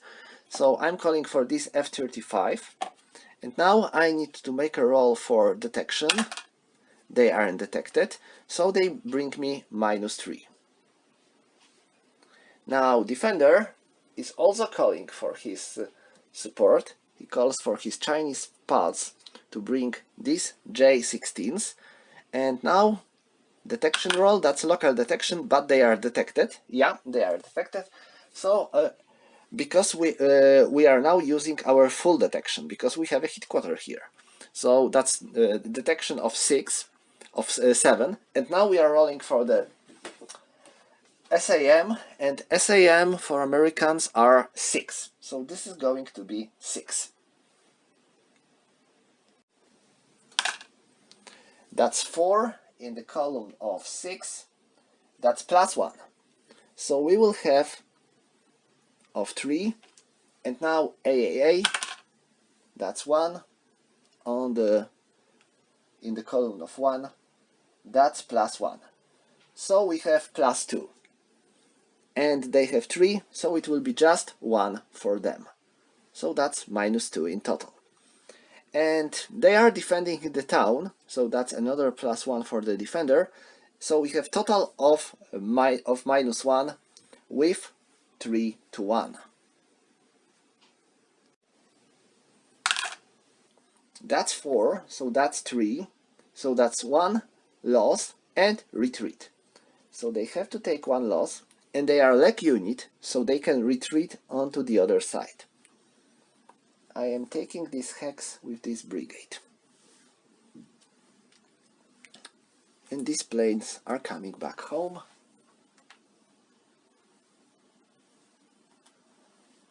So that's all for American combat segment. Yes, so now we have non-allied player movement segment. So do I want to make any moves? The problem here is that we haven't our headquarter available. Americans still have one. So attacking here would be extremely hard now, because we will have all strength of our attacking units halved, and we won't be able to get support from the headquarter. So that's bad. I am going to move 1. Please notice that here I am not in the enemy zone of control, because this unit has a stacking value of 1, So no Zog. It's 1. Oh, sorry, 1. Because I moved down the road. So that's 1, 2. I can't attack them because I have no land connection between that hex and that hex. So that's 2, 3, and 4. I am moving here, and here I am in the enemy zone of control. So that's why I'm spending additional movement point. And that's all. Next.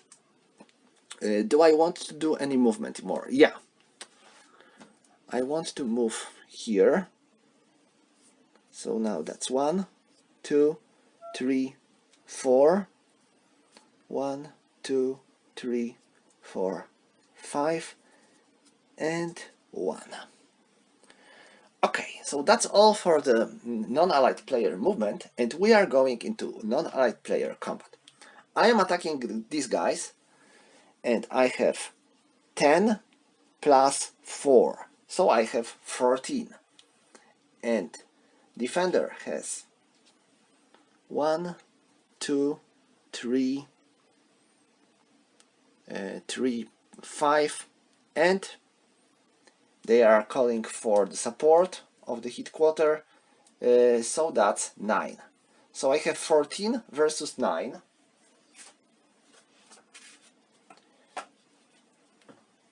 This is going to be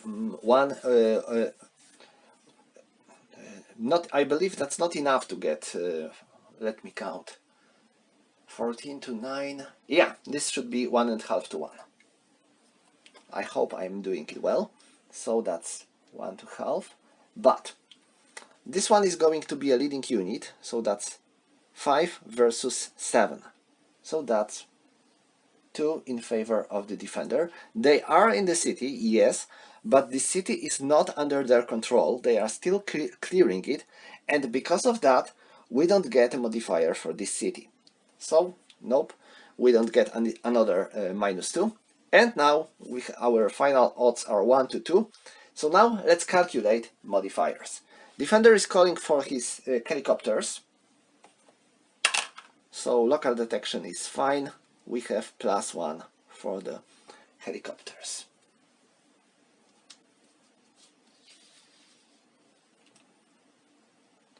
Now, air support.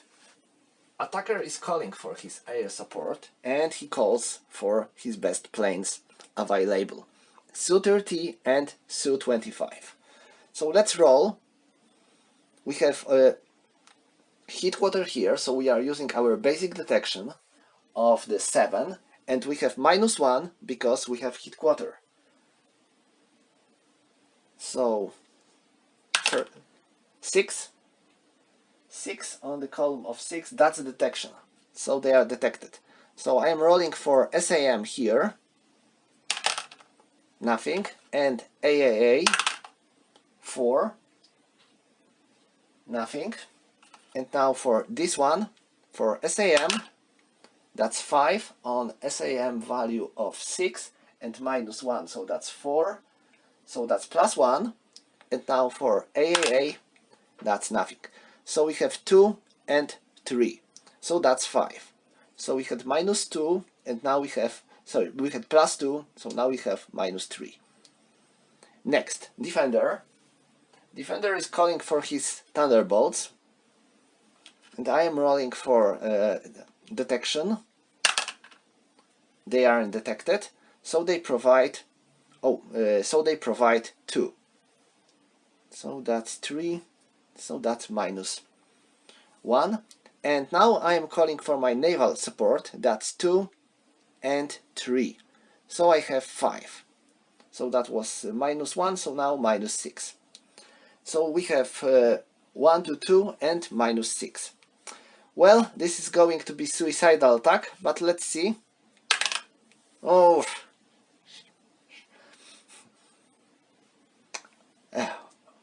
I'm sorry, this should be +6, to no -6. My mistake.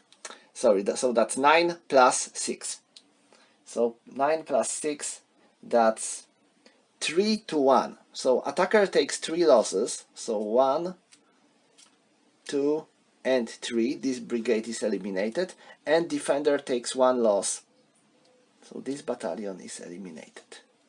Sorry, just a single battalion.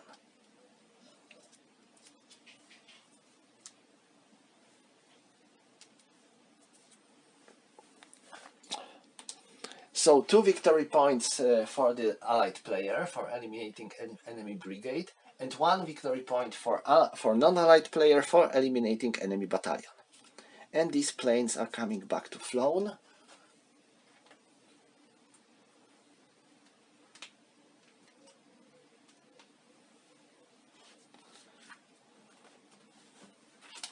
So that's all when it comes to the combat.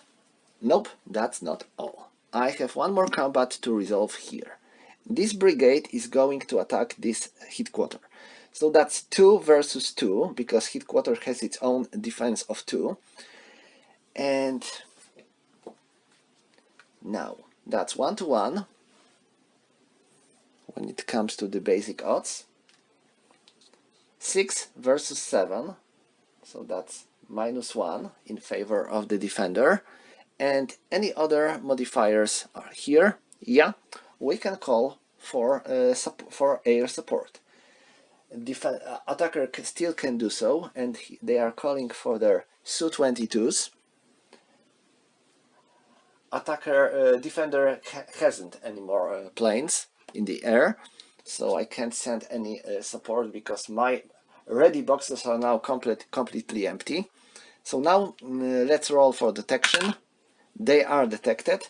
So American SAMs are firing with 2, -1 because that's headquarter. So that's 1 on the column of 6. So that's abort. So these guys are aborted. And that's all. No other modifiers, so that's total modifiers of 0 here. Oh, 8. Sorry, non-Polish. So that's 2 and 1.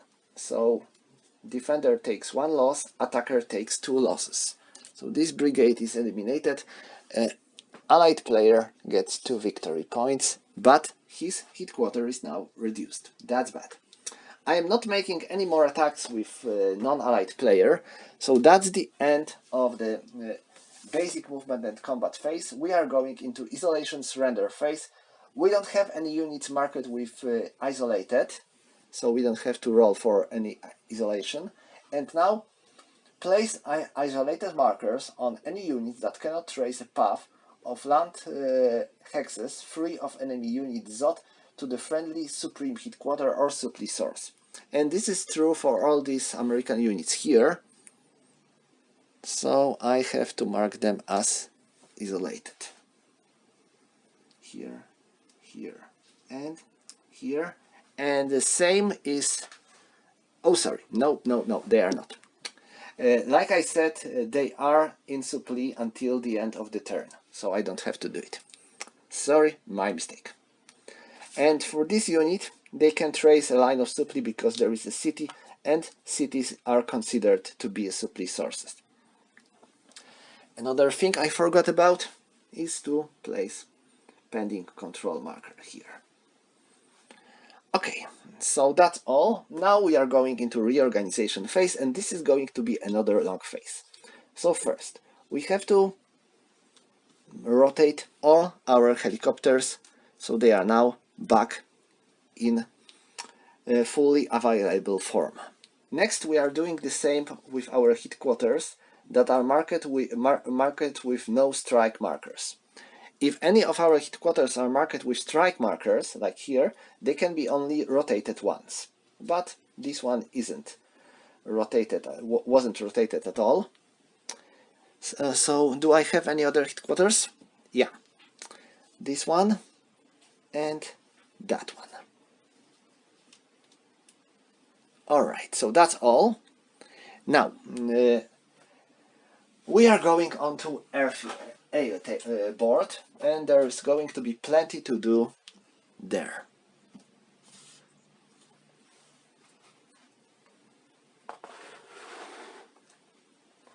Okay, so first of all, we are bringing all remaining units from AO superiority missions, and we are bringing them back into ready boxes. Nothing to do.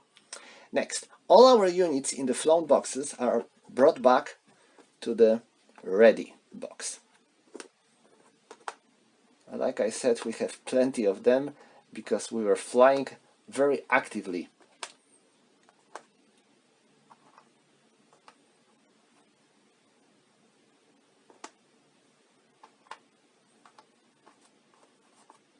Especially from Diego. Yes, as you can see, I have a lot of planes in Diego Garcia. This small box might not be enough to hold all of them. That's B-22, so it goes here. That's B-1, it goes here. And that's Raptor, it goes here. Okay, so now same to non-allied player.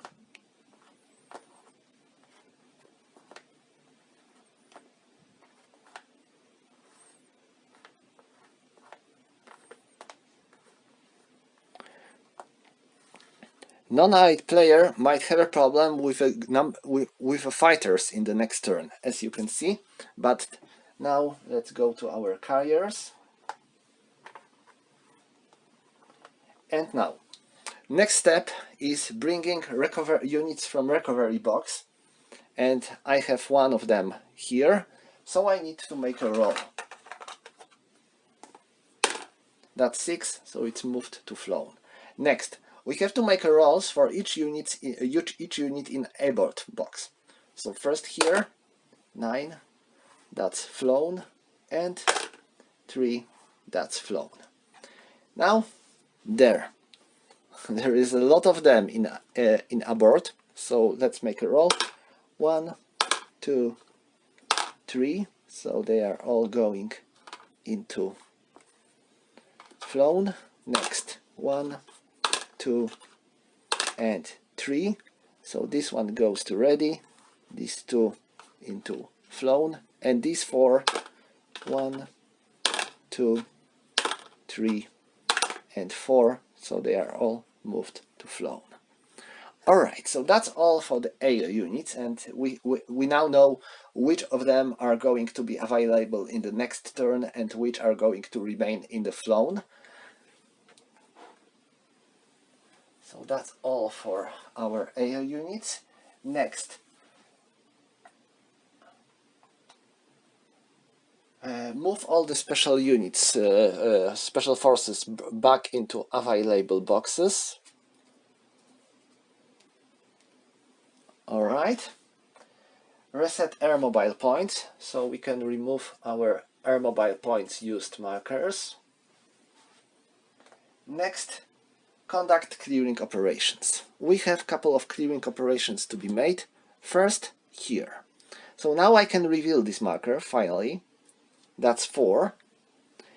And now that's city. So I will have to make a clearing roll, and this roll has to be higher than this number. It shouldn't be a big deal, but that's where modifiers are going to be put in effect. So let's check for our die roll modifiers here. This is a city, and we need 3 stacking points to make it safe. How much stacking points do we have? A half, 1, 2, and 3. So that's enough to make it safe. If we wouldn't have enough stacking points, then we would get a nasty modifier, and also, what is more important here, we would take a 1 loss if we wouldn't be able to clear this city. Okay, so we are safe. Now, let's calculate our modifiers. -1 for clearing in Iran, -1 per additional installation, and yes, there is a port here, so that's -2.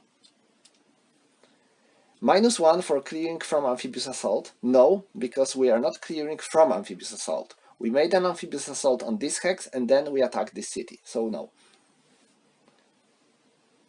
Stack involved leg and armor and/or mechanized units. Yeah, we have an armored unit here, I believe. I am not actually 100% sure if this one counts as armored unit or not, but I think it is. So that will be +1. So we now have -2 and +1, so that's -1. Now, difference between efficiency rating and clearing number. We have combat efficiency of 6, not 7, because I hope you remember that we took an optional rule that lowers an American combat efficiency during clearing operations by 1. So we have 6 minus 4, so that's +2, and we had -1 +2, so we have now +1. And the difference between stacking points and minimum safe stacking points. We have 3, we need 3, so nothing. So we have total modifiers of +1, and we need to roll 4 or more. That's 8, so that's fine. This city is under our control. I am marking it with control marker, and we are getting +2 for the city, +2 for the port, and +1 for airfield. So we get total of 5 victory points for sizing this city. So we have 30 and +5, that's 35 victory points.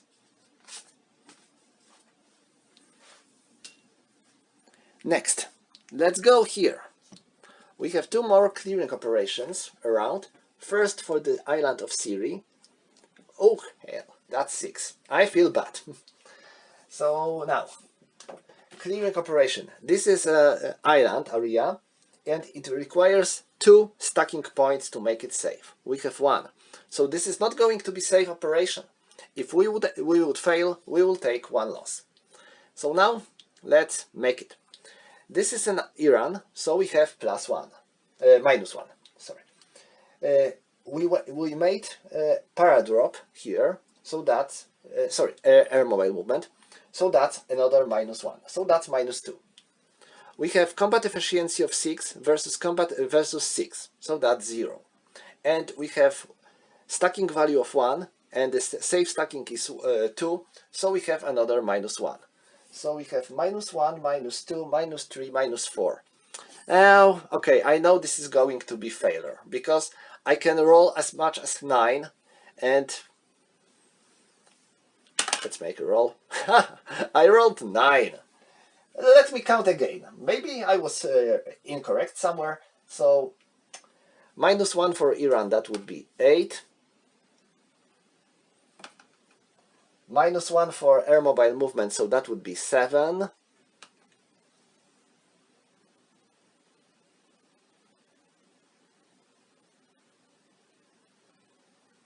And -1 for the difference between our stacking value, that would be 6. Hey, come on, look. Again, -1 for Iran, -1 for air mobile movement, -1 for difference between stacking points and minimum safe stacking points. So yeah, that I was correct. I'm glad I made this roll, because I made it. So this island is now under my control, and that's very important for me because of this. I will cover this later. For capturing island, I got 5 victory points. So now I have 40. And finally, there. We are... Oh, that's good. That's 4. Well, come on. I have to make a roll first. But this looks promising. This is going to be quite a similar situation like here, but we have a British unit here, so we don't get this negative modifier for combat efficiency. And let's check. Well, let's make a roll and then count. It will be easier, I think.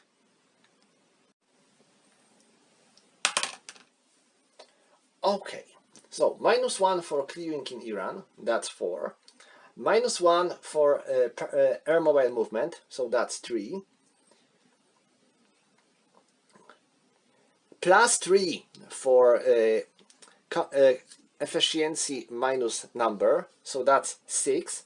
And +1 and -1 because of the difference between stacking points and minimum safe stacking points.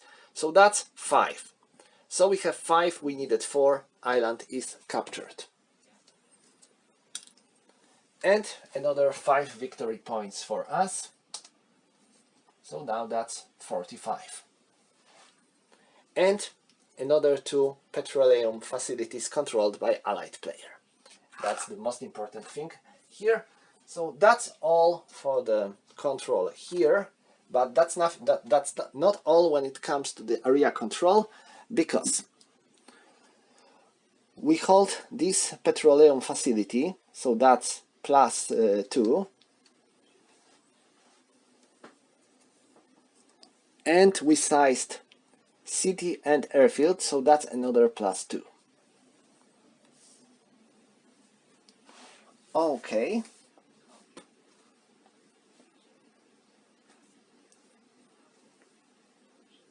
Oh, sorry. I don't get victory points here for petroleum facility because it says these are not considered to be an installation for the purpose of the victory points. So no, I'm not getting victory points for this hex. I will get them, yes, but later.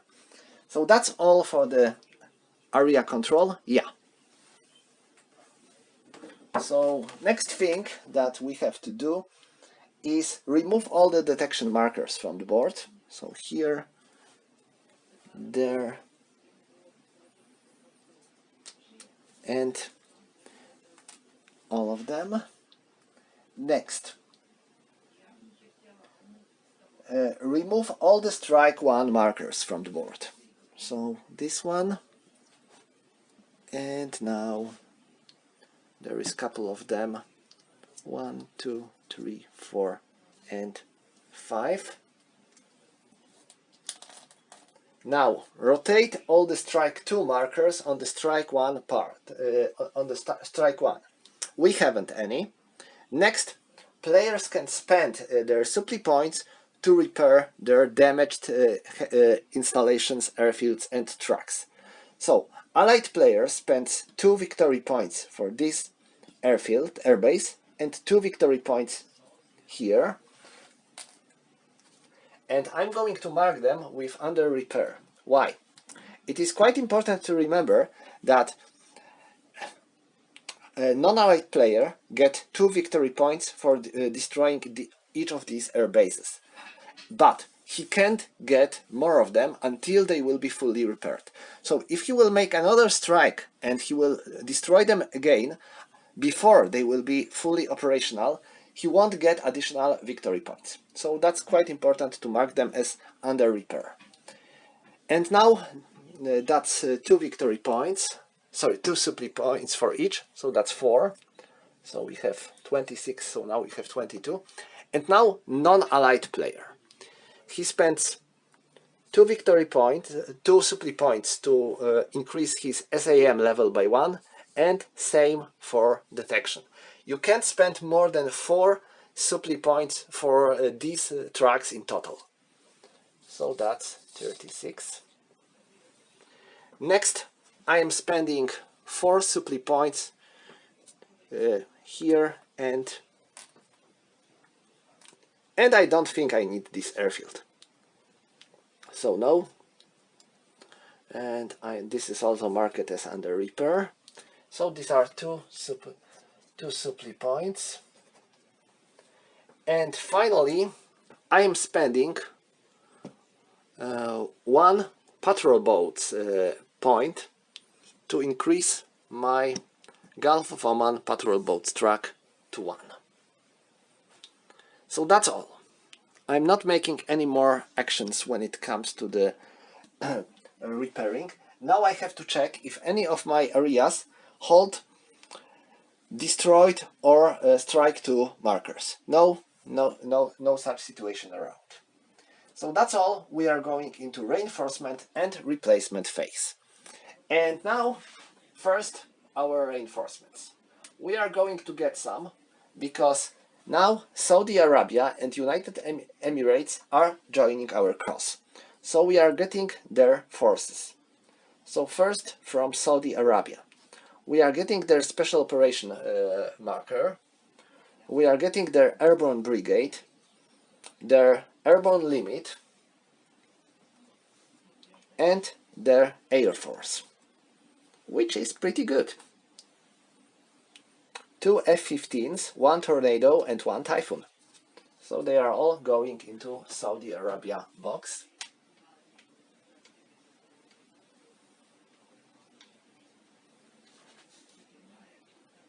And next, United Arab Emirates, 1 Special Forces unit,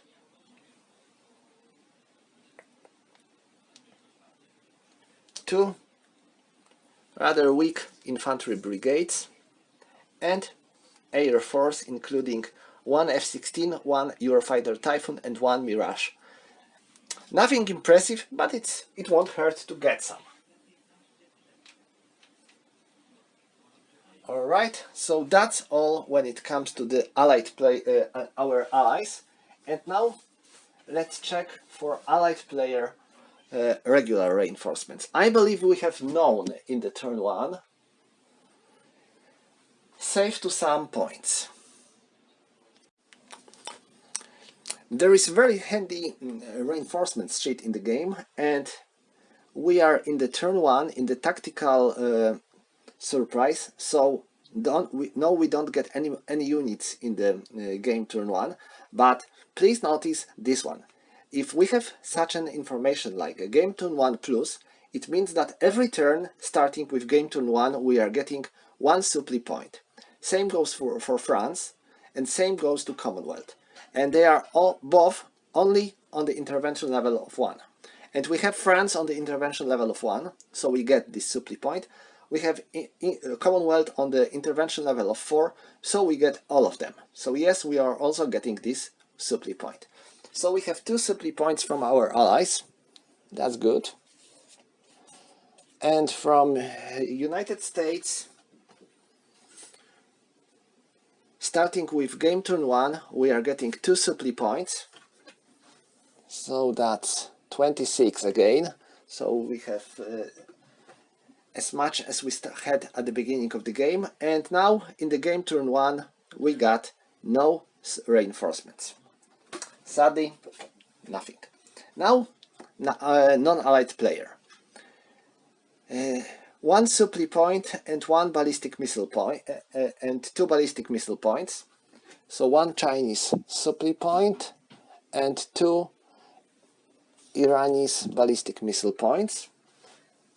In the game turn 1 we got no reinforcements from China, but from the Iran we are getting damn plenty of them.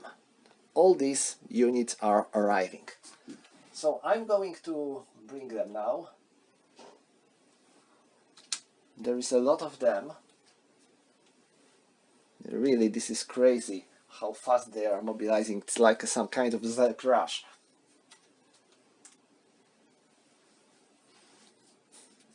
Yeah, all of these guys coming. And now I have to place them, and they are setting up in the proper OMZs. OMZs are these zones here. 1, 2, 3, etc. And you have to set them up in the proper OMZs. So please give me a time, I will place them, because making this off camera will make more sense.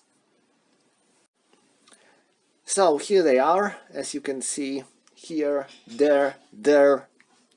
A lot of them coming here, and that's why I set up these supply bases here.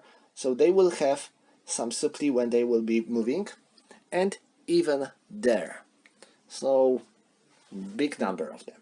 Okay, after bringing back our reinforcements, we are checking for replacements. In the turn 1 we get no replacement points for any side, so we have no replacements. And now we have to check for our air units, can we repair some of them? Because we have American units, Russian and Chinese units, only these 3 countries, and NATO units, can be repaired. But to repair a unit, it has to be in the ready box, and it has to have type of aircraft that can get replacements.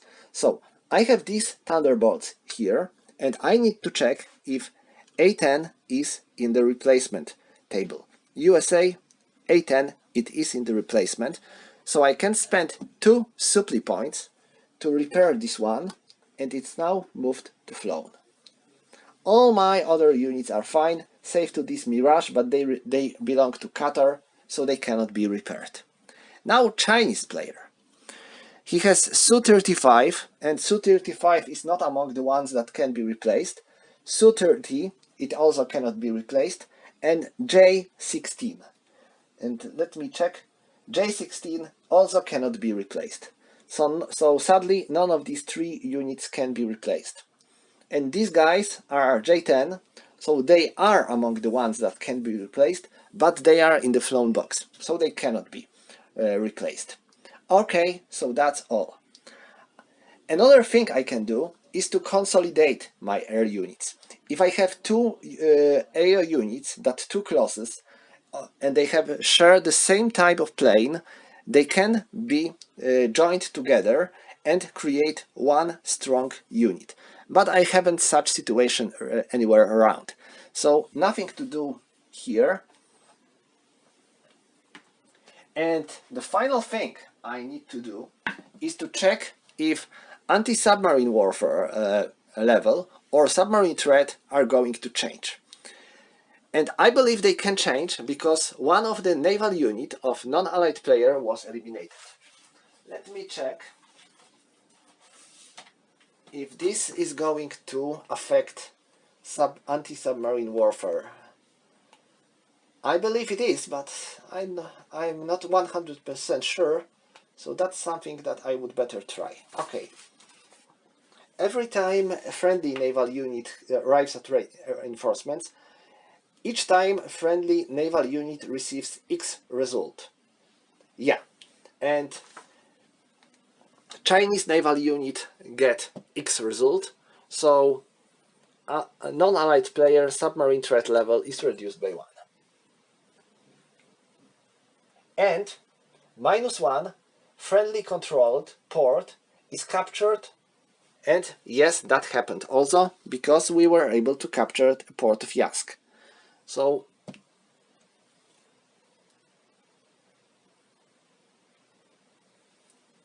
submarine level threat is reduced by 1. And that's all. Okay, so that's almost everything, but we have a last phase to go, and this is victory points phase, or victory determination phase, sorry. In this phase we have to check the number of the victory points, but first we need to do one important thing in this game. We have to calculate the number of these petroleum installations that are controlled by players. First, American player controls 1, 2, 3, 4 and 5. So he controls 5 petroleum installations, and thus he gets 2 victory points for each of them. So he had 47 and now he will have 57. Now, non-allied player controls 1, 2 and 3. So he gets 6 victory points, and that's something that can be quite tricky. For allied player, you are adding these points to his victory points this turn, but for non-allied player, you are adding them to the total number of his total victory points. So he gets 6, so he had 120 and 8, so now he has 130 and 4. And that's all. Now we have to add the number of the victory points that we gained this turn into total number of our victory points, but please remember to not remove these markers. They will be needed in the next turn to determine who is going to have initiative. So 130 and 4 plus 7, so it will be 140 and 1. And now now allied player. He has 70 victory points, and he get 43 plus 14, 57. So 70 plus 57, that's 120 and 7. So 120 and 7. So non-allied player still has a bit more victory points, but the difference is now very small. It is 127 versus 141. So there is 14 victory points difference between players. So as you can see, allied player is gaining his victory points very fast. At last in this turn, we will see if it will be same in the next turn. So that's everything for the turn 1. That was pretty long video, but well, I wanted to make it as detailed as possible, hoping you will find it useful. If I made any mistakes, and there is possibility that I made them, because this game is complex, this game is long, and it is easy to make a mistake, you are absolutely free to point them in the comments. I am never angry if someone points any mistakes in my videos. I'm always glad of this. So feel free to point them and tell me what I did wrong, because this might be not useful only for me, but also for the people who are watching this. So that's all when it comes to this video. I will continue this play in the next part, and thank you for watching and see you next time.